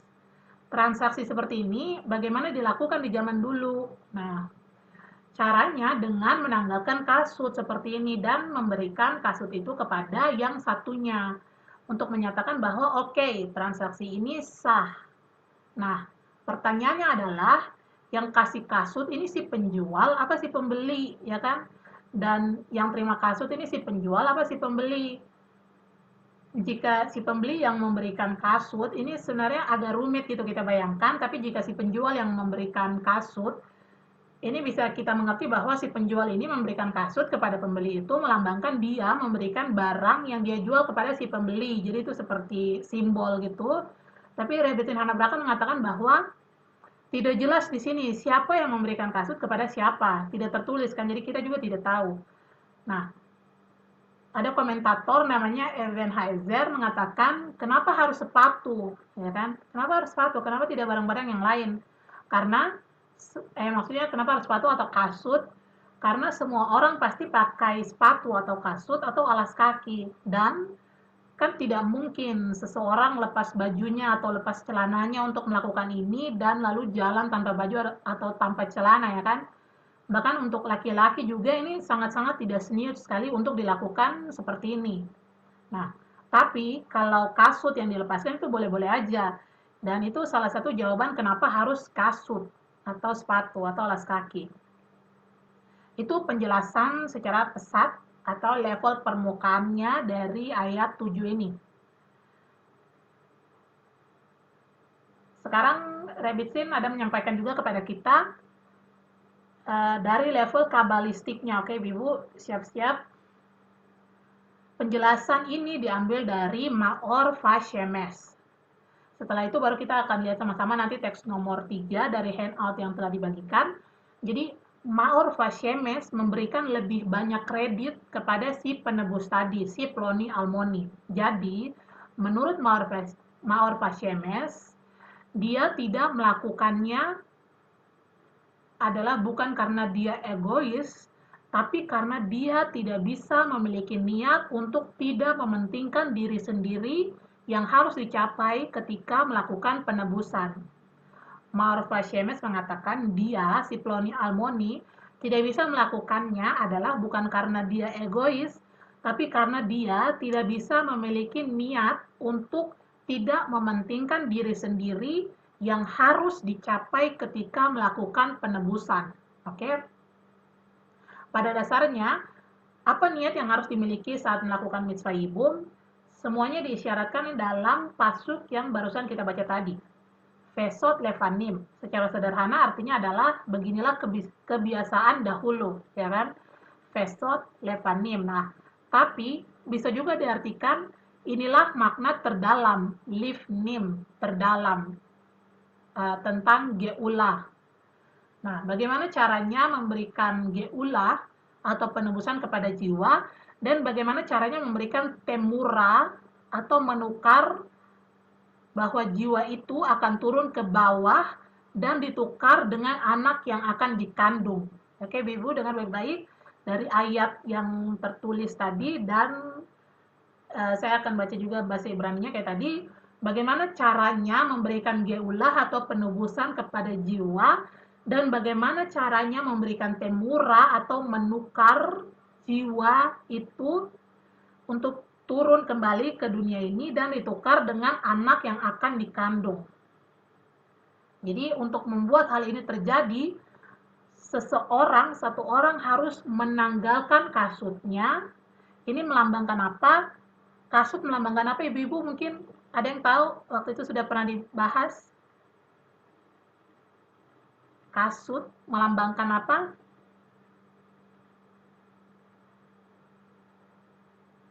kasut atau sepatu melambangkan tubuh, ya ibu-ibu, tubuh manusia. Oke, jadi untuk membuat hal ini terjadi, untuk menebus jiwa saudara yang telah meninggal dan untuk menukar jiwanya itu dengan anak yang akan dikandung, untuk membuat hal ini terjadi, satu orang harus menanggalkan kasutnya. Menanggalkan kasut ini sama dengan menanggalkan tubuh jasmaninya. Dengan kata lain, saat dia bersama-sama dengan istrinya yang baru nanti, dia tidak melakukannya untuk kesenangan pribadinya. Dia harus berusaha untuk tidak merasakan kesenangan pribadi saat itu. Itulah yang dimaksud dengan tanggalkanlah kasutmu. Sama halnya dengan Kohanim yang sangat spiritual, yang juga melepaskan kasutnya saat masuk ke bait suci gitu kan, ke ruang Maha Kudus. Sama halnya juga dengan Moshe yang harus menanggalkan kasutnya juga saat menghampiri semak yang terbakar dan dia mendapatkan nubuatan. Tanggalkan kasutmu. Kamu harus menanggalkan tubuhmu. Oke? Harus benar-benar melakukan hal ini tanpa perasaan secara fisik, harus benar-benar spiritual. Hanya demi memberi kepada almarhum saudara yang telah meninggal. Oke? Maka dari itu, Ploni Almoni mengatakan, saya tidak bisa melakukan itu. Saya tidak bisa melakukan itu. Itu penjelasan dari Maor Vashemes ya, Ibu. Lalu siapa dong yang menanggalkan kasut di sini ya kan? Maor Vashemes mengatakan bahwa Boaslah yang akhirnya melakukan hal tersebut. Boas ada di level di mana dia bisa melakukan hal tersebut dan dia memang sudah akan melakukan hal tersebut seperti yang sudah kita bahas dalam kelas-kelas sebelumnya. Atau Boas ini sebenarnya berhasil mengangkat si penebus ini. Boas berhasil mengangkat Ploni Almoni itu dari dalam tubuhnya, diangkat gitu kan, dari dalam tubuhnya, dan Boas tunjukin kepada dia bahwa seperti ini loh yang harus kamu lakukan. Ini yang harus kamu lakukan. Ini yang harus kamu lakukan jika kamu menikahi Ruth. Lalu ekspresinya si penebus itu adalah tidak, saya tidak bisa melakukan itu. Dia tidak sanggup melakukan itu. Dan Rebbitzin mengatakan, kita tidak tahu siapa nih yang menanggalkan kasut, si pembelikah atau si penjual, Boaskah atau si penebus itu. Ngerti ya Ibu penjelasan dari Maor Vashemes tentang pengertian yang lebih mendalam dari ayat ini. Kalau misalnya ada yang membingungkan, perlu dijelaskan ulang, Ibu silakan kasih nyala mic-nya dan dikasih tahu. Tapi kalau misalnya semua oke-oke saja, berarti saya lanjut. Oke, sekarang kita lihat teks nomor 3 tentang upacara. Kamu tanya masih ini. Iya, silakan. Iya. Maksudnya kalau kita lihat dari ayat sebelumnya kan ini percakapan toh antara penebus dengan Boas seperti itu. Terus begitu masuk ke ayat 7 yang lebih dalam lagi, jadi akhirnya pernyataan bahwa siapa yang melepaskan kasut ini, jadi kan tidak ada siapa gitu. Jadi kan jawabnya masih belum tahu siapa yang ini ya, yang melepaskan kasut gitu ya. Padahal kalau kita lihat dari ayat sebelumnya kan itu sudah jelas penebus, dia begitu dengar penjelasan dari Boas, dia langsung tidak mau gitu untuk menebus seperti itu toh. Itu yang pas masuk di ayat 7 jadi tidak ketahuan lagi siapa yang menanggalkan kasut ya. Gitu. Iya, jadi emang tidak tertulis, tapi nanti akan ketahuan kalau berdasarkan komentar-komentar aja. Kayak tadi dari komentarnya Maor Vashemes mengatakan kalau si Boas lah yang akhirnya menanggalkan kasutnya maksudnya. Nah, ya pokoknya menanggalkan kasutnya ini berarti orang yang nanti melakukan itu, mitzvah itu. Jadi kita bisa analisa dari ceritanya aja gitu nanti. Mungkin memang tidak tertulis karena ada penjelasan juga barusan kapan ya, pokoknya dalam kelas-kelas yang sekarang-sekarang ini di Midrasya, kalau dalam Tanakh itu tidak semuanya ditulis gitu. Yang penting-penting aja yang ditulis gitu. Misalnya ada contohnya, mungkin ini agak sedikit keluar dari penjelasan ini sebentar, tapi untuk menjawab pertanyaan itu, jadi contohnya kemarin kita lagi bahas tentang kitab Samuel, jadi ada di sana dikatakan kalau bangsa Filistin itu datang untuk menyerang, untuk mengambil itu kan tanah perjanjian, terus di di bangsa Israel ini jadi berperang ya. Pertama mereka perang tanpa membawa tabut perjanjian ya kan. Terus kedua mereka akhirnya bilang aduh tidak bisa nih, mereka kalah sampai 5.000 orang tentara Israel tuh apa apa namanya gugur di medan perang. Nah akhirnya mereka bilang tidak bisa, ini kita harus bawa tabut perjanjian. Saat kita berperang kita harus bawa tabut perjanjian sama-sama dengan kita supaya kita bisa menang. Nah akhirnya eh, tabut perjanjian ini akhirnya dibawalah untuk berperang melawan itu kan perebutan tanah. Nah, akhirnya kalah juga, nanti ada lanjutannya. Ceritanya kenapa, tapi intinya yang ingin dijelaskan tuh kenapa kalau misalnya mereka tahu bahwa tabut perjanjian itu bisa menang dalam peperangan, kenapa tidak dari awal aja mereka bawa tabut perjanjian saat berperang atau dalam perang-perang yang lain gitu kan? Kenapa mereka tidak bawa aja tabut perjanjian setiap kali mereka berperang? Jawabannya adalah kita tidak tahu mereka bawa atau tidak, karena tidak ditulis. Kemungkinan besar mereka bawa, kemungkinan besar tidak dibawa, kita tidak tahu karena tidak ditulis, karena itu bukan inti dari cerita itu. Jadi ada hal-hal yang mendetail yang mana tidak ditulis dalam tanah karena pembicaraan intinya tuh tidak ada hubungannya dengan detail-detail tersebut. Yang ditulis dalam tanah itu yang penting-penting aja yang perlu kita ketahui gitu. Seperti secara khusus dalam peperangan itu antara bangsa Israel dengan Filistin harus bawa tabut perjanjian, mereka berpikir gitu. Kenapa di perang-perang sebelumnya tidak pernah kita lihat mereka ada kepikiran pertimbangan untuk bawa tabut perjanjian? Ya kan kita tidak pernah lihat itu karena memang tidak ditulis. Kita tidak tahu apakah itu terjadi atau tidak, kita tidak tahu karena tidak ditulis. Kemungkinan ada dibawa, kemungkinan tidak gitu kan.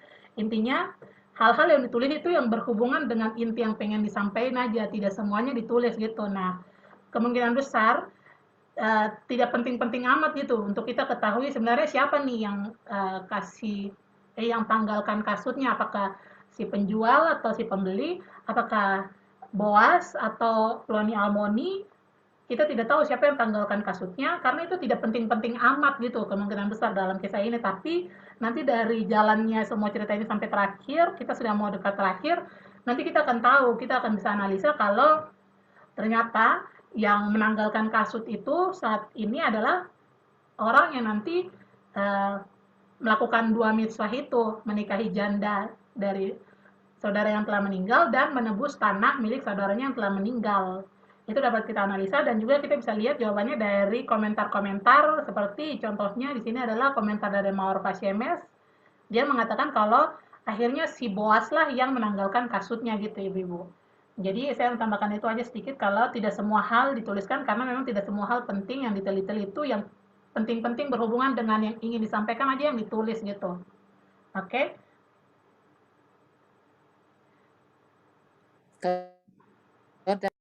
Iya, Besinka Ibu Naomi. Ibu yang lain juga kalau ada mau kasih komentar atau pertanyaan di tengah-tengah langsung aja dikasih nyala mic-nya dan dikasih tahu atau ditanyakan.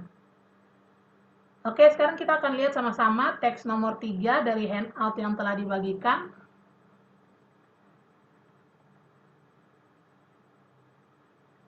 Teks nomor 3. Mungkin saya minta tolong Mama Rando bisa tolong bacakan teks nomor 3. Silakan.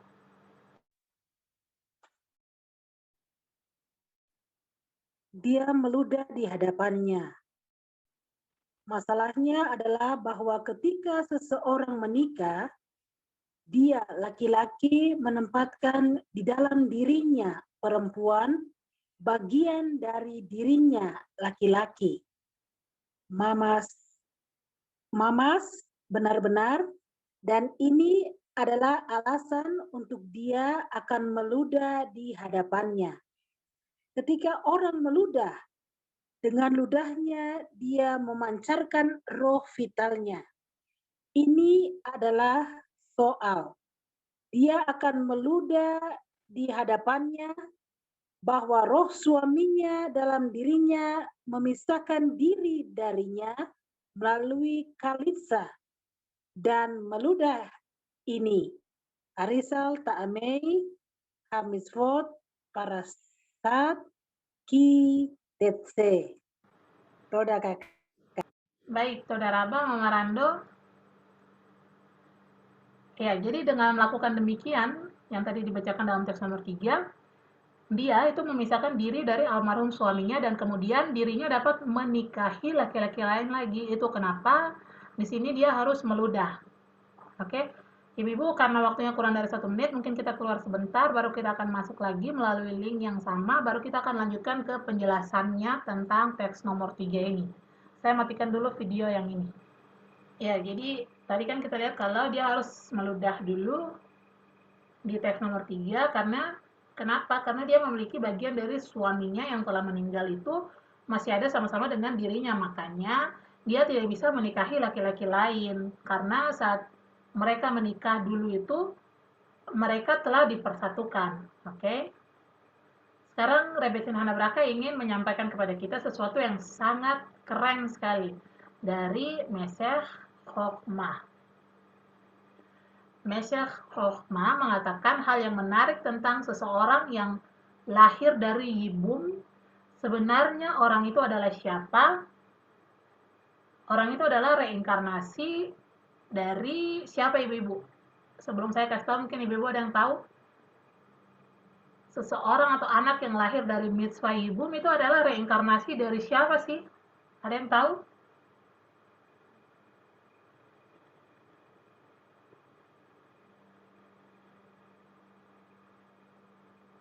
Anak itu adalah reinkarnasi dari saudara yang telah meninggal tadi, yang tanpa keturunan, ya kan kita sudah bahas tadi kalau ada pertukaran dari jiwa yang sudah meninggal itu untuk tukar masuk ke anak yang akan lahir ini dari mitzvah Yibum. Maka dari itu Mesech Chokhmah mengatakan bahwa seseorang atau anak yang lahir dari Yibum sebenarnya orang itu adalah reinkarnasi dari saudara yang telah meninggal tanpa keturunan tadi. Oke? Dia kembali lagi dalam reinkarnasi yang baru, dalam kehidupan yang baru. Dia masuk lagi ke dunia ini lewat anak itu. Jadi, yang sebenarnya terjadi adalah, coba kita bayangkan, ini keren sekali yang mana hal ini juga menjelaskan kenapa sampai Yibum dapat membawa penebusan. Oke? Seseorang yang adalah saudara laki-lakinya dalam kehidupan yang sebelumnya, dalam melakukan mitzvah Yibum kan kita harus cari saudara laki-laki yang terdekat, ya kan? Seseorang yang adalah saudara laki-lakinya dalam kehidupan yang sebelumnya, sekarang di kehidupan yang berikutnya dia jadi apa, ibu-ibu, kalau kita bayangin? Ada yang mau tebak? Coba jawab. Seseorang yang sebelumnya itu adalah saudara laki-lakinya dalam kehidupan yang sebelumnya. Nah, ketika anak ini lahir, itu kan berarti jiwa saudaranya yang telah meninggal tuh reinkarnasi ke anak itu. Berarti yang tadinya itu saudara laki-lakinya sekarang jadi siapanya dia? Anaknya. Dia jadi bapaknya berarti kan? Coba kalau kita bayangin, yang tadi saudara laki-lakinya dari yang sudah meninggal. Dia saudara laki-lakinya melakukan mitzvah Yibum. Nah, terus setelah melakukan mitzvah Yibum ini, anak dari jandanya dan saudara laki-lakinya melakukan mitzvah Yibum ini, anak ini kan adalah reinkarnasi dari saudaranya yang telah meninggal tadi, ya kan? Berarti yang tadi saudaranya saudara Makhlon yang masih hidup yang melakukan mitzvah Yibum itu sekarang bagi Makhlon yang dia reinkarnasi lagi adalah bapaknya, ya kan? Semoga tidak membingungkan kata-kata saya. Oke? Jadi yang tadinya saudara laki-lakinya di kehidupan sebelumnya, sekarang dia jadi bapaknya di kehidupan yang sekarang. Maksudnya dari anak yang dikandung dari mitzvah Yibum ini. Oke? Lalu, seseorang yang di kehidupan sebelumnya adalah istrinya, dalam kehidupan yang sekarang dia jadi Siapanya ibu-ibu? Ada yang mau coba tebak? Anaknya. Bukan anaknya. Coba kita latihan yang sebelumnya. Dia adalah istrinya Mahlon. Sekarang istrinya Mahlon ini, ya mau coba, Mama Rando? Jadi mamanya. Iya, jadi mamanya berarti kan. Saudara Abah jadi kan istrinya Mahlon. Istrinya Mahlon ini menikahi saudara terdekatnya Mahlon. Terus mereka melakukan mitzvah yibum. Terus Mahlon ini reinkarnasi ke dalam anaknya Ruth dan juga yang nanti menebus. Ya kan? Berarti dari posisinya Mahlon sekarang Ruth yang dulu adalah istrinya sekarang jadi mamanya. Gitu kan? Mengerti ya ibu-ibu? Terus tadi saudara laki-lakinya Mahlon yang melakukan mitzvah yibum itu yang tadinya itu saudaranya Mahlon, sekarang Mahlon lahir lagi sebagai anak dari hasil mitzvah yibum itu, berarti saudara yang dulunya adalah saudara laki-lakinya sekarang jadi bapaknya. Oke? Semoga bisa dimengerti ya ibu-ibu. Kalau membingungkan nanti bisa kasih tahu. Jadi gitu. Yang dulunya istrinya sekarang jadi ibunya. Jadi si perempuannya di sini, kalau kita lihat si perempuannya di sini terangkat satu level. Yang tadinya dia di kehidupan sebelumnya dia istri, terus dia naik ke mama gitu, ke ibunya gitu. Jadi naik satu level. Ini ada penjelasannya juga nanti kalau ada tiga tahapan level dari perempuan.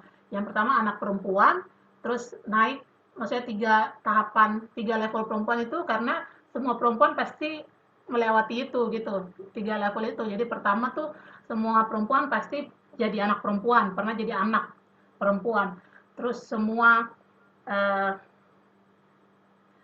semua perempuan pasti pernah jadi, ya mungkin tidak semua sih, tapi level yang di atasnya itu adalah istrinya gitu kan.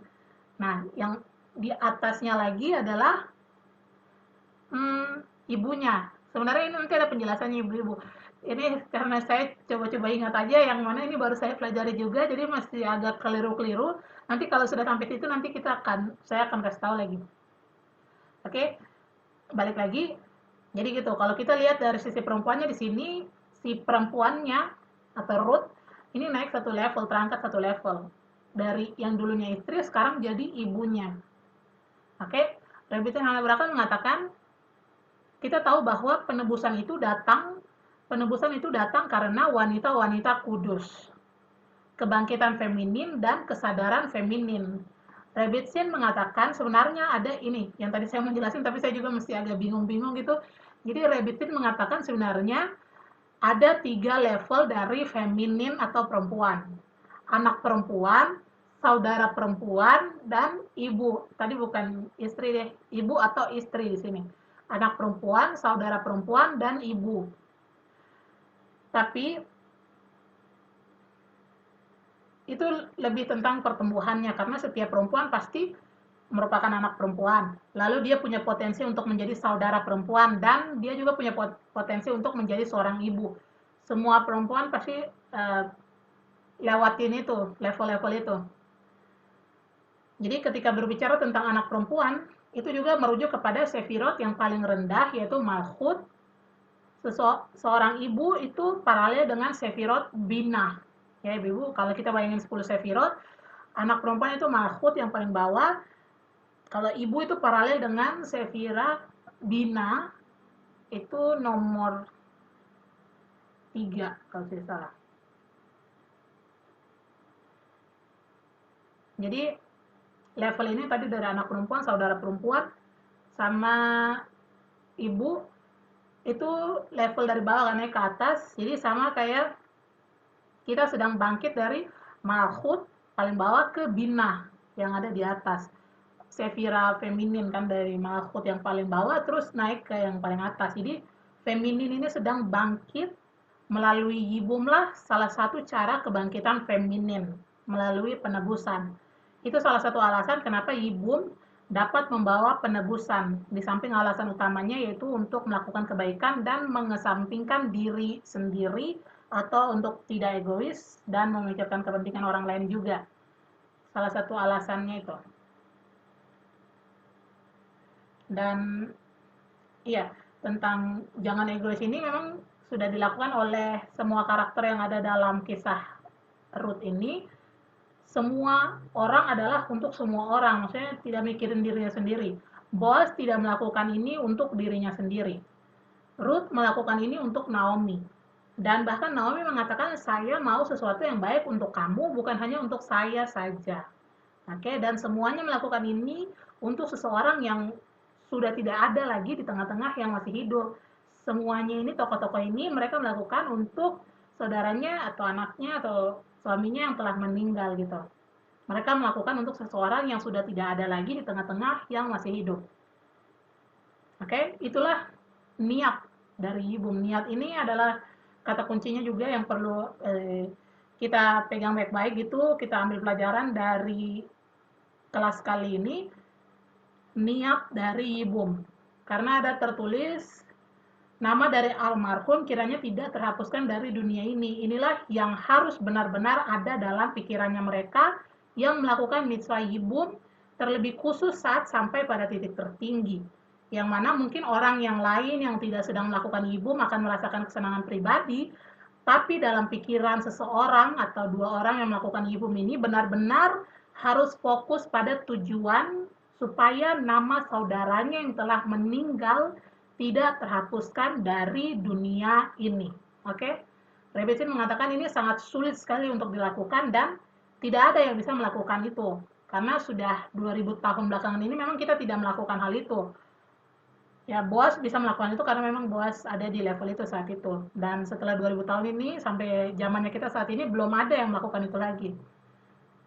Karena memang sangat sulit sekali untuk dilakukan. Oke? Tetapi Yibum itu adalah ekspresi dari perbedaan spiritual tertinggi yang membedakan antara dua tindakan eksternal yang identik hanya melalui niat internal. Semoga kalimatnya tidak membingungkan ibu-ibu. Intinya Yibum ini adalah apa ya, kita membedakan gitu antara dua hal spiritual gitulah yang tinggi. Bukan antara dua hal eksternal yang mirip sekali gitu dengan niatnya kita. Niat kita membedakan itu, kita membagi itu dengan niat kita. Misalnya, ini saya betul-betul cuma pikir pakai contoh saya pribadi aja. Misalnya kalau kita misalnya kalau daging ayam gitu kan, ini contoh betul-betul saya baru kepikiran aja tuh, kita mau pisahin antara kulitnya gitu kan sama dagingnya. Misalnya daging yang filet gitu kan, kita mau potong tengah-tengahnya, jadi ada dua hal, satu kulit, satu daging ya kan yang mau kita pisahin. Nah, pisaunya untuk pisahin itu adalah niatnya gitu, niat internal itu adalah pisaunya, terus kulit sama daging ini adalah dua hal eksternal, yaitu dalam melakukan mitzvah Yibum ini antara tidak memikirkan diri sendiri dengan sulit untuk tidak memikirkan diri sendiri saat melakukan hal itu. Jadi yang memisahkan antara kedua ini adalah niatnya dari dalam. Kalau niatnya adalah betul-betul ingin membantu, memberikan kebaikan atau chesed kepada yang sudah meninggal gitu, betul-betul murni cuma untuk itu yang akan memisahkan, itu kayak pisaunya yang memisahkan gitu antara kulit sama dagingnya. Ini kulit daging itu cuma contoh saja, tapi itu maksud dari frasa yang mungkin tadi agak sedikit membingungkan. Saya akan bacakan ulang itu. Yibum itu adalah ekspresi dari perbedaan spiritual tertinggi yang membedakan antara dua tindakan eksternal yang identik hanya melalui niat internal. Oke? Hal ini juga penjelasan kenapa sampai Yibum dapat membawa penebusan. Rebbe Zin mengatakan mungkin itu kenapa kita sering melakukan meditasi, penyempurnaan diri, orang-orang pergi mengunjungi terapis, dan lain sebagainya. Padahal di generasi sebelum kita itu, generasi-generasi sebelumnya itu, yang dipikirin adalah selanjutnya saya akan makan apa. Mereka tidak sibuk dengan hal-hal yang seperti kita lakukan saat ini. Kita meditasi lah, kita pergi ke terapis mungkin, kita melakukan penyempurnaan diri, kita ngapain kayak buat meningkatkan diri kita. Padahal di generasi-generasi sebelumnya tuh tidak mikirin hal-hal seperti itu gitu, ya kan? Nah, Hasyim sengaja bikin seperti itu, menjadikan satu generasi yang tercukupi secara material, sehingga kita bisa lebih fokus kepada niat kita memperbaiki serta menyempurnakan diri kita. Jadi di sini fokusnya juga adalah niatnya gitu. Jadi Hasyim sudah sengaja mengatur itu satu generasi yang mana cukup secara material sehingga kita tuh bisa lebih fokus niat internal kita untuk melakukan hal-hal tertentu itu karena apa gitu, niatnya apa, niatnya kita seperti ini atau niatnya seperti itu, karena kadang-kadang hal yang kita lakukan itu bisa saja dinilai oh mungkin pikirannya kayak gitu atau mungkin pikirannya kayak begitu. Nah itu semua apa ya, semuanya itu tergantung dari niat orang yang bikin sebenarnya. Apa yang ada dalam pikiran orang itu saat dia melakukan hal tersebut.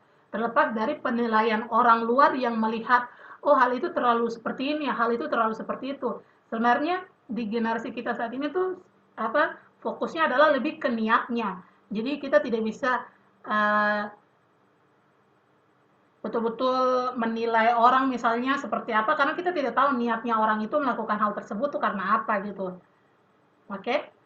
Jadi itu juga contoh yang Rebbitzin berikan. Dari Rebbitzin kan selain mengajar-mengajar dia juga ini seperti terapis mungkin kita bisa katakan atau penyembuh spiritual gitu. Jadi biasa orang-orang konsultasi, koordinasi gitu kan tentang masalah-masalah yang ada, terus Rebbitzin kasih cara-cara meditasinya gitu kan, misalnya saran-saran kayak apa gitu. Pokoknya saya juga belum pernah jadi pasiennya juga, jadi saya juga tidak tahu, tapi saya cuma dengar-dengar dari ceritanya Rebbitzin saja. Salah satu contohnya tuh ada temannya atau kliennya gitu kan, pasiennya yang datang menceritakan tentang masalahnya dia, kemudian Rebbitzin bilang, oh kamu berarti solusinya mungkin jangan terlalu lihat dari sisi kamu, coba lihat mungkin dia tuh niatnya seperti apa sih dia sampai melakukan seperti itu.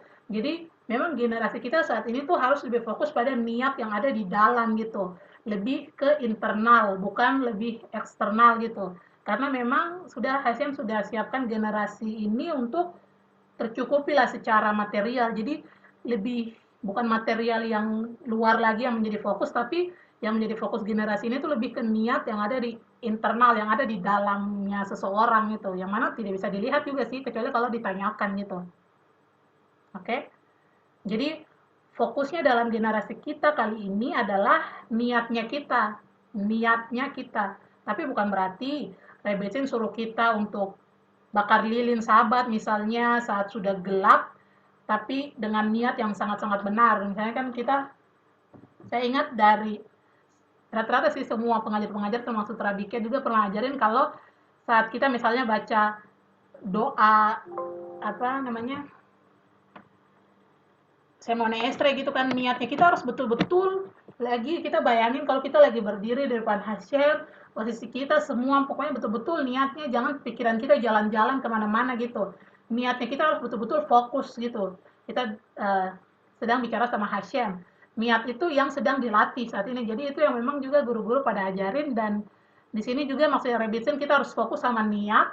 Misalnya kita tunggu sampai niat kita betul-betul penuh untuk membakar lilin sahabat, itu nanti sudah lewat waktunya baru kita niatnya betul-betul penuh, kita betul-betul siap untuk bakar lilin sahabat.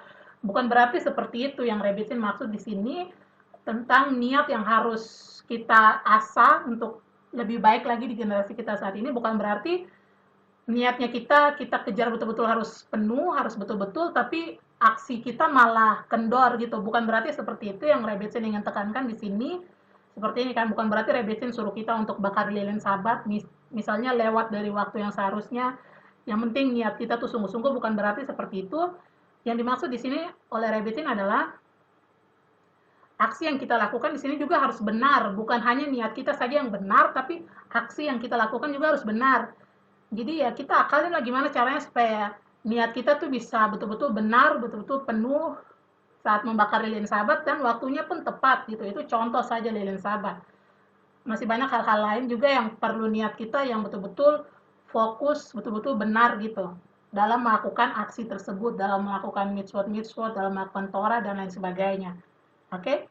Kita sekarang ada dalam periode menyempurnakan. Kita ada dalam periode menyempurnakan, bukan hanya yang kita lakukan harus benar, tapi niat kita juga harus benar.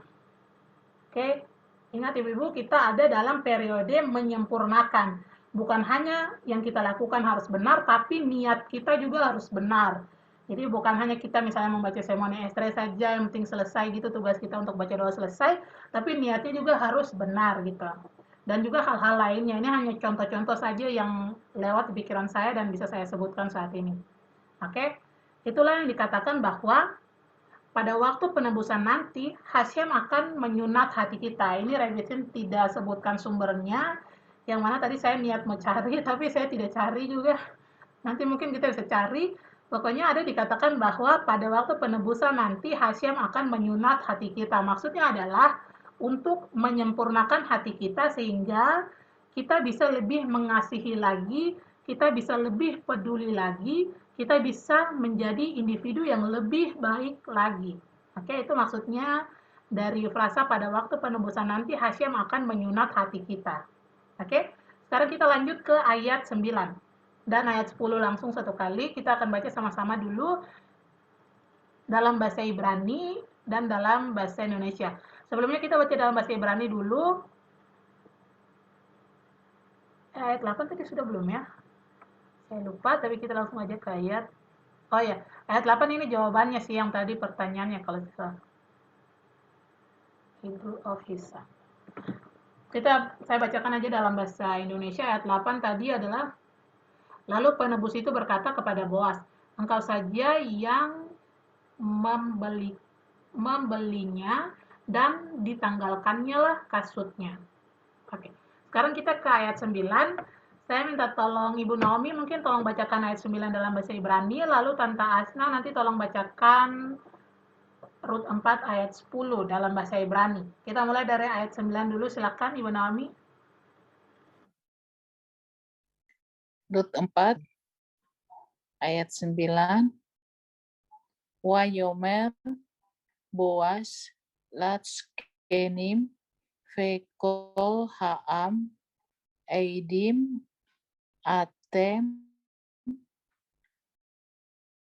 Hayom Kikaniti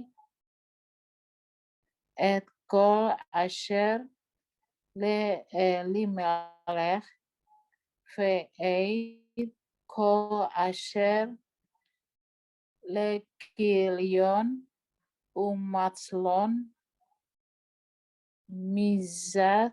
Miyat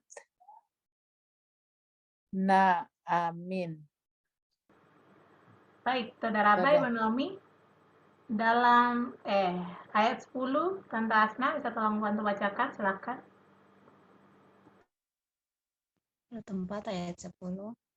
Regam Etrut Ham Moavia Azet Mahlon Kaniti Li Leisha Leh Hakim Shem Hamed Al Nahalato Velo Yikaret Shem Hamed Meim Yu Umisaar Mekomo Edim Atem Hayom. Toda. Baik, Saudara Abad dan Asna, dalam bahasa Indonesia mungkin saya minta tolong Mama Rando tolong bacakan ayat 9 dan Ibu Egi tolong bacakan ayat 10 dalam bahasa Indonesia, silahkan. Rut pasal 4 ayat 9. Kemudian berkatalah Boas kepada para tua-tua dan kepada semua orang di situ, kamulah pada hari ini menjadi saksi bahwa segala milik Elimelek dan segala milik Kilion dan Mahlon aku beli dari tangan Naomi.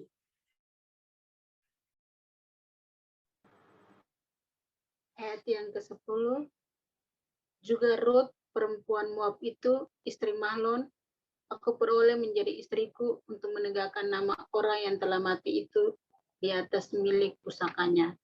Demikianlah nama orang itu tidak akan lenyap dari antara saudara-saudaranya dan dari antara warga kota.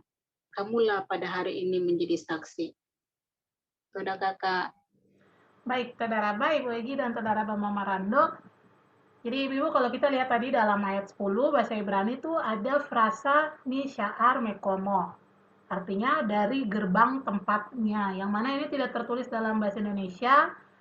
Saya juga tidak tahu kenapa, tapi dalam bahasa Ibrani ada tertulis, dan juga dalam bahasa Inggris ada yang tertulis mirip-mirip seperti itu. Misha'ar Mekomo, dari gerbang tempatnya. Rebetsin mengatakan ini ekspresi yang cukup aneh, dan dari bukunya Arizal yang berjudul The Gate of Reincarnation atau Gerbang Reinkarnasi, kemungkinan maksud dari frasa Misha'ar Mekomo, dari gerbang tempatnya, kemungkinan ini artinya adalah gerbang reinkarnasinya. Katanya Rebetsin, mungkin gerbang dari tempat di mana dia berada sekarang untuk menuju kepada reinkarnasi selanjutnya. Kita tahu kan kalau Mitzvah Yibum ini kan kita berbicara tentang menebus seseorang yang telah meninggal, ya kan? Berarti kemungkinan besar gerbang di sini yang dimaksudkan adalah ada gerbang dari posisi di mana dia sekarang, yang mana dia ini sudah meninggal gitu kan. Terus dia mau balik lagi ke dunia ini lewat reinkarnasi. Nah, tapi ada lewat satu gerbang gitu. Kemungkinan besar itu artinya dari frasa Misha'ar Mekomo yang didasari dari penjelasannya Arizal dalam buku Gerbang Reinkarnasi. Kemungkinan artinya adalah gerbang reinkarnasi, yaitu gerbang dari tempat di mana dia berada sekarang untuk menuju kepada reinkarnasi atau kehidupan selanjutnya. Kalau dalam kitab suci saya, kata dari gerbang tempatnya itu diartikan ke dalam bahasa Indonesia versi LAI adalah dari antara warga kota, yang mana sudah sangat jauh sekali terjemahannya dari arti asli Ibraninya. Oke, tapi itu untuk sekedar kita tahu saja kalau ada frasa itu dari gerbang tempatnya Misha'ar Mekomo, yang mana ini sebenarnya ada arti lain. Kita bisa analisa kalau ini ada pengertian tentang reinkarnasinya, ada yang ingin frasa ini merujuk kepada arti reinkarnasinya, yang mana tidak bisa kita ketemu kalau kita cuma baca dalam bahasa Indonesia saja. Oke? Sekarang kita akan lihat dalam teks nomor 4 yang dikatakan oleh Rashi tentang menegakkan nama orang yang telah mati itu di atas milik pusakanya atau warisannya. Sekarang kita akan baca sama-sama teks nomor 4-nya. Sebentar. Teks nomor 4. Mungkin saya minta tolong Tante Asna, bisa tolong bacakan dalam bahasa Indonesia, silakan.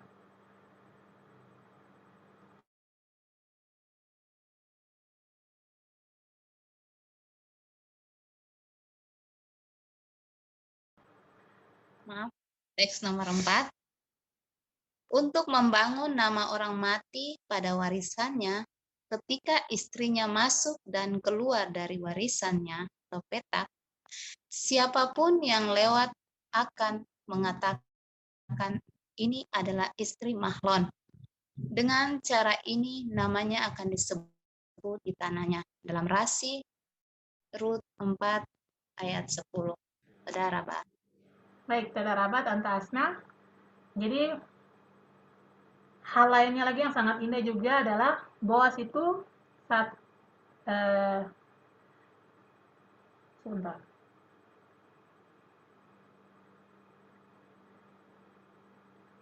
Iya, jadi ada hal lain lagi yang menarik saat Boas melakukan penebusan ini. Boas itu menyebutkan semua nama. Dia menyebutkan namanya Elimelech, dia menyebutkan namanya Naomi, dia menyebutkan namanya Kilion, dia menyebut namanya Mahlon juga. Nah, dia menyebutkan namanya Mahlon itu terakhir, padahal Mahlon ini adalah yang kakak, atau harusnya disebut duluan. Dia menyebutkan Mahlon terakhir karena Mahlon artinya adalah pengampunan. Mahlon artinya adalah pengampunan. Dia menyebutkan nama mereka semua untuk memperbaiki mereka semua. Mereka semua ini akan diangkat melalui mitzvah Yibum ini, bukan hanya Mahlon saja. Mungkin pertama-tama saya pribadi sih juga pikir kalau kok yang ditebus cuma Mahlon saja, bagaimana dengan yang lain kan? Ternyata di sini baru terjawab kalau bukan cuma Mahlon saja. Mitzvah Yibum ini menebus semuanya gitu. Nah, Mahlon bagaimanapun juga kan memiliki hubungan dengan seluruh anggota keluarganya. Jadi penebusan ini yang mana tadi kayak saya gitu kan yang pelajari, saya pikir kok cuma Mahlon saja yang ditebus ya gitu kan. Tapi Mahlon ini kan memiliki hubungan dengan seluruh keluarganya, anggota keluarganya. Maka dari itu penebusan ini yang mencakup seluruh anggota keluarganya Mahlon juga. Jadi mitzvah Yibum ini yang dilakukan antara Boaz dengan Ruth itu bukan semata-mata menebus Mahlon sendiri, tapi semua keluarganya juga. Makanya Boaz itu mengatakan, Boaz menyebutkan semua nama mereka, Elimelech, Naomi, Mahlon, Kilion. Oke. Selanjutnya, Rebbetzin ingin menyampaikan kepada kita bahwa melalui rahim atau rechem, atau bisa juga diartikan, maksudnya akar katanya ini sama juga dengan kata rachem yang artinya adalah belas kasih. Kan nanti kan dari mitzvah Yibum ini akan ada anak yang dikandung tentunya dalam rahim ya kan. Nah, rahim atau dalam bahasa Ibrani adalah rechem yang mana berhubungan dengan kata rachem atau artinya adalah belas kasih. Ini merujuk kepada Hashem memberikan kesempatan lain lagi untuk almarhum bisa kembali lagi ke dunia ini.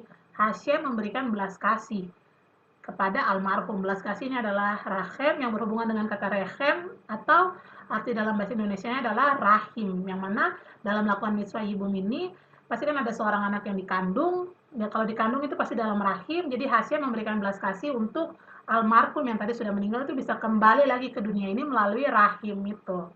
Oke? Hashem memberikan belas kasih kepada almarhum untuk kembali lagi dan memperbaiki kesalahannya.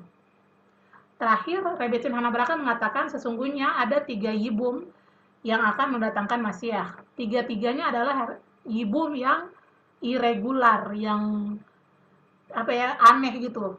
Tidak serta-merta saudara laki-lakinya yang harus menikahi jandanya gitu. Maksudnya kita sudah tahu kalau aturan Yibum kan harus saudara laki-laki terdekat yang menikahi jandanya ya kan.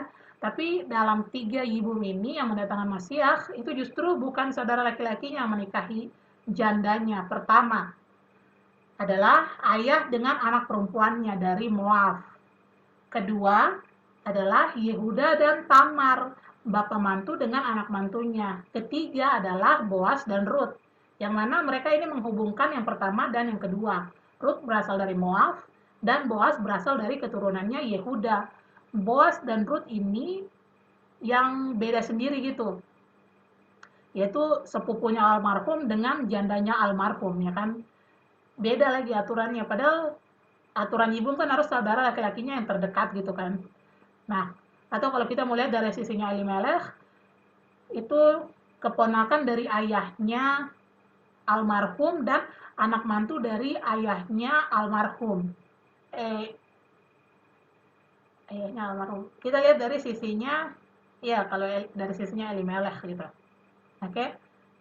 Jadi semua Yibum ini yang irregular ini entah bagaimana semua bersatu mendatangkan penebusan.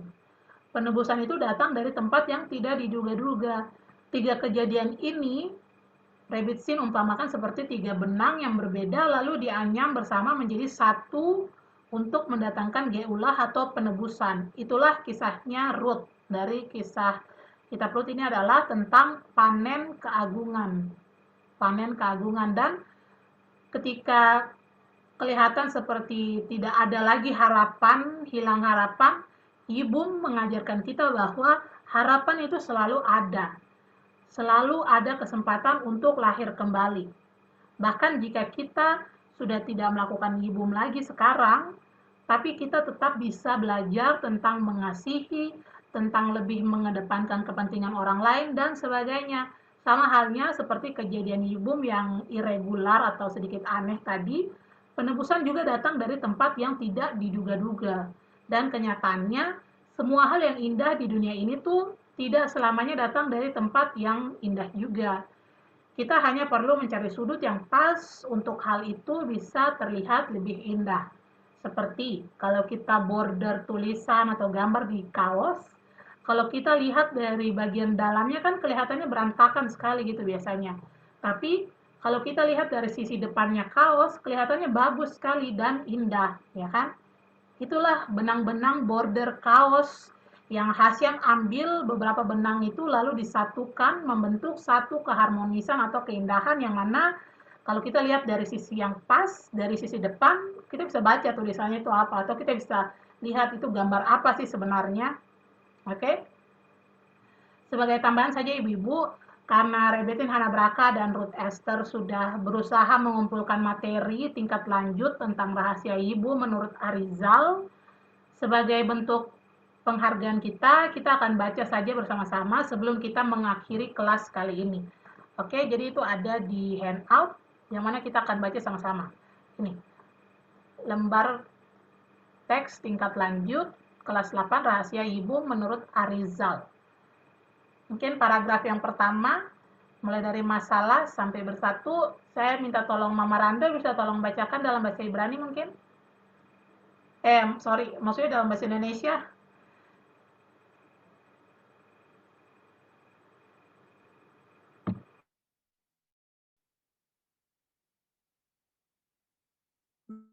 Masalah. Kalisa ada dalam rahasia reinkarnasi. Secara umum tentang reinkarnasi yang bukan yibum, ketika seseorang bereinkarnasi di dunia dan dia sebelumnya memiliki 3 bagian jiwanya, ketika dia kembali ke dunia ini, ketiga level ini tidak terhubung bersama, tetapi tersebar di dunia di antara tubuh yang berbeda-beda, sampai masing-masing akan mendapatkan pahala di tempat mereka, dan mereka akan kembali menjadi terhubung bersama. Akan tetapi, soal yibum memiliki manfaat yang besar, yaitu ketiga bagian jiwa tersebut tidak tercerai-berai, melainkan ketiga tingkatan tersebut dipertemukan. Ada juga satu kelemahan, bahwa dia tidak bisa bereinkarnasi kecuali melalui wanita ini. Namun, dia tidak membutuhkan banyak usaha karena ketiga level ini bersatu. Baik, Saudara Ba, Mama Rando, untuk paragraf yang selanjutnya, mungkin saya minta tolong Ibu Naomi bisa tolong bacakan.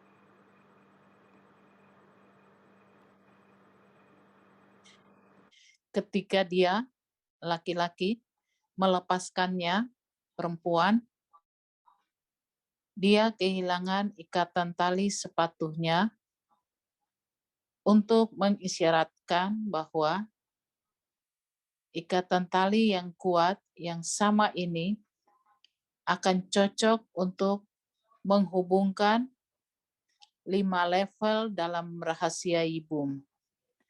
Tapi sekarang dengan cara melepaskan koneksi, dia menyebabkan mereka dilepaskan dan tercerai-berai. Setiap bagian akan berbalik ke jalannya. Dia melepas sepatu dari atas kakinya untuk mengisyaratkan penyebaran besar yang dia sebabkan. Dia meludah di hadapannya. Masalahnya adalah bahwa ketika seseorang menikah, dia, laki-laki, menempatkan di dalam dirinya perempuan bagian dari dirinya, mamas. Dan ketika orang itu meludah, dia mengeluarkan dengan ludah bagian dari roh vitalnya darinya. Baik, Saudara Ba, Ibu Naomi, untuk yang terakhir mungkin saya akan bacakan saja. Ini adalah masalah, dia akan meludah di hadapannya, bahwa roh suaminya yang ada di dalam dirinya terpisah darinya melalui khalitsa. Dengan meludah ini, wanita ini tidak lagi seperti janda yang tetangganya dikatakan bahwa, yang tentangnya dikatakan bahwa roh almarhum suaminya ada di dalam dirinya selama 12 bulan penuh. Namun, segera setelah dia dibebaskan, dia melemparkan roh itu keluar. Soal ludah adalah untuk mengajarkan bahwa dia berdoa dan berkata, siapa yang akan melakukan yibum dengan saya? Artinya, karena orang malang ini yang meninggal cocok untuk kembali padanya dan terhubung dengan ketiga tingkat jiwanya. Namun, karena mereka bagian-bagian jiwanya semuanya tercerai-berai, masing-masing pada tempatnya, oleh karena itu dia meludah. Masalahnya adalah bahwa ludahnya berwarna putih, mengisyaratkan bahwa dia berdoa agar dia keluar melalui belas kasih. Oleh karena itu, jika dia meludahkan darah, dia tidak memenuhi kewajibannya. Karena itu adalah din atau kekerasan.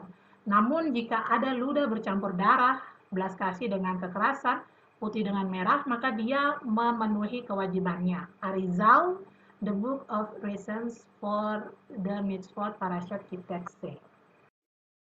Ya, jadi tadi itu tambahan sepintas saja. Nanti Ibu mungkin kalau misalnya mau baca dan direnungkan-renungkan kembali tentang teks lebih mendalamnya ini, karena sudah dikumpulkan oleh Rebbetzin Hanabraka dan juga Ruth Esther, untuk kita baca lebih lanjut lagi tentang rahasia Ibu menurut Arizal. Ibu silakan dibaca masing-masing. Nanti kalau ada pertanyaan bisa disampaikan dan saya bisa bantu tanyakan kepada Rebbetzin Hanabraka kalau ada pertanyaan. Oke? Jadi Ibu itu saja untuk pembahasan Ruth pasal 4 bagian B hari ini. Jika ibu-ibu ada pertanyaan atau tanggapan, saya persilahkan terlebih dahulu. Mungkin ada pertanyaan atau tanggapan, mungkin tadi ada yang membingungkan, saya persilahkan.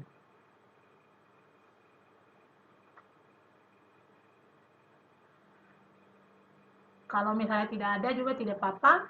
Nanti ibu-ibu kalau misalnya ada pertanyaan sepanjang minggu, khususnya kalau pertanyaan tentang perempuan, tapi pertanyaan apapun itu juga sebenarnya bisa ditanyakan, nanti saya akan bantu tanyakan kepada Rebbetzin Hanabraka kalau menjurus tentang perempuan, atau kalau tentang halakha atau hal-hal lain bisa juga saya bantu tanyakan kepada rabi-rabi yang ada di Midrasya juga. Oke? Untuk sementara kalau tidak ada pertanyaan atau tanggapan, ibu-ibu, berarti kita sudahi kelas hari ini sampai di sini. Kita akan lanjut kembali Be'ezrat Hashem minggu depan di hari dan jam yang sama melalui Zoom. Jadi minggu depan kita akan sudah masuk dalam hari raya Hanukkah, tapi kita tetap bisa belajar bersama, tetap bisa online dan belajar bersama. Oke? Be'ezrat Hashem kita lanjutkan minggu depan di hari dan jam yang sama melalui aplikasi Zoom. Terima kasih ibu-ibu semua yang sudah hadir dari awal sampai akhir. Shabbat Shalom dan selamat menyambut Hari Raya Hanukkah. Shabbat Shalom. Saudara Kakak. Yes, yes.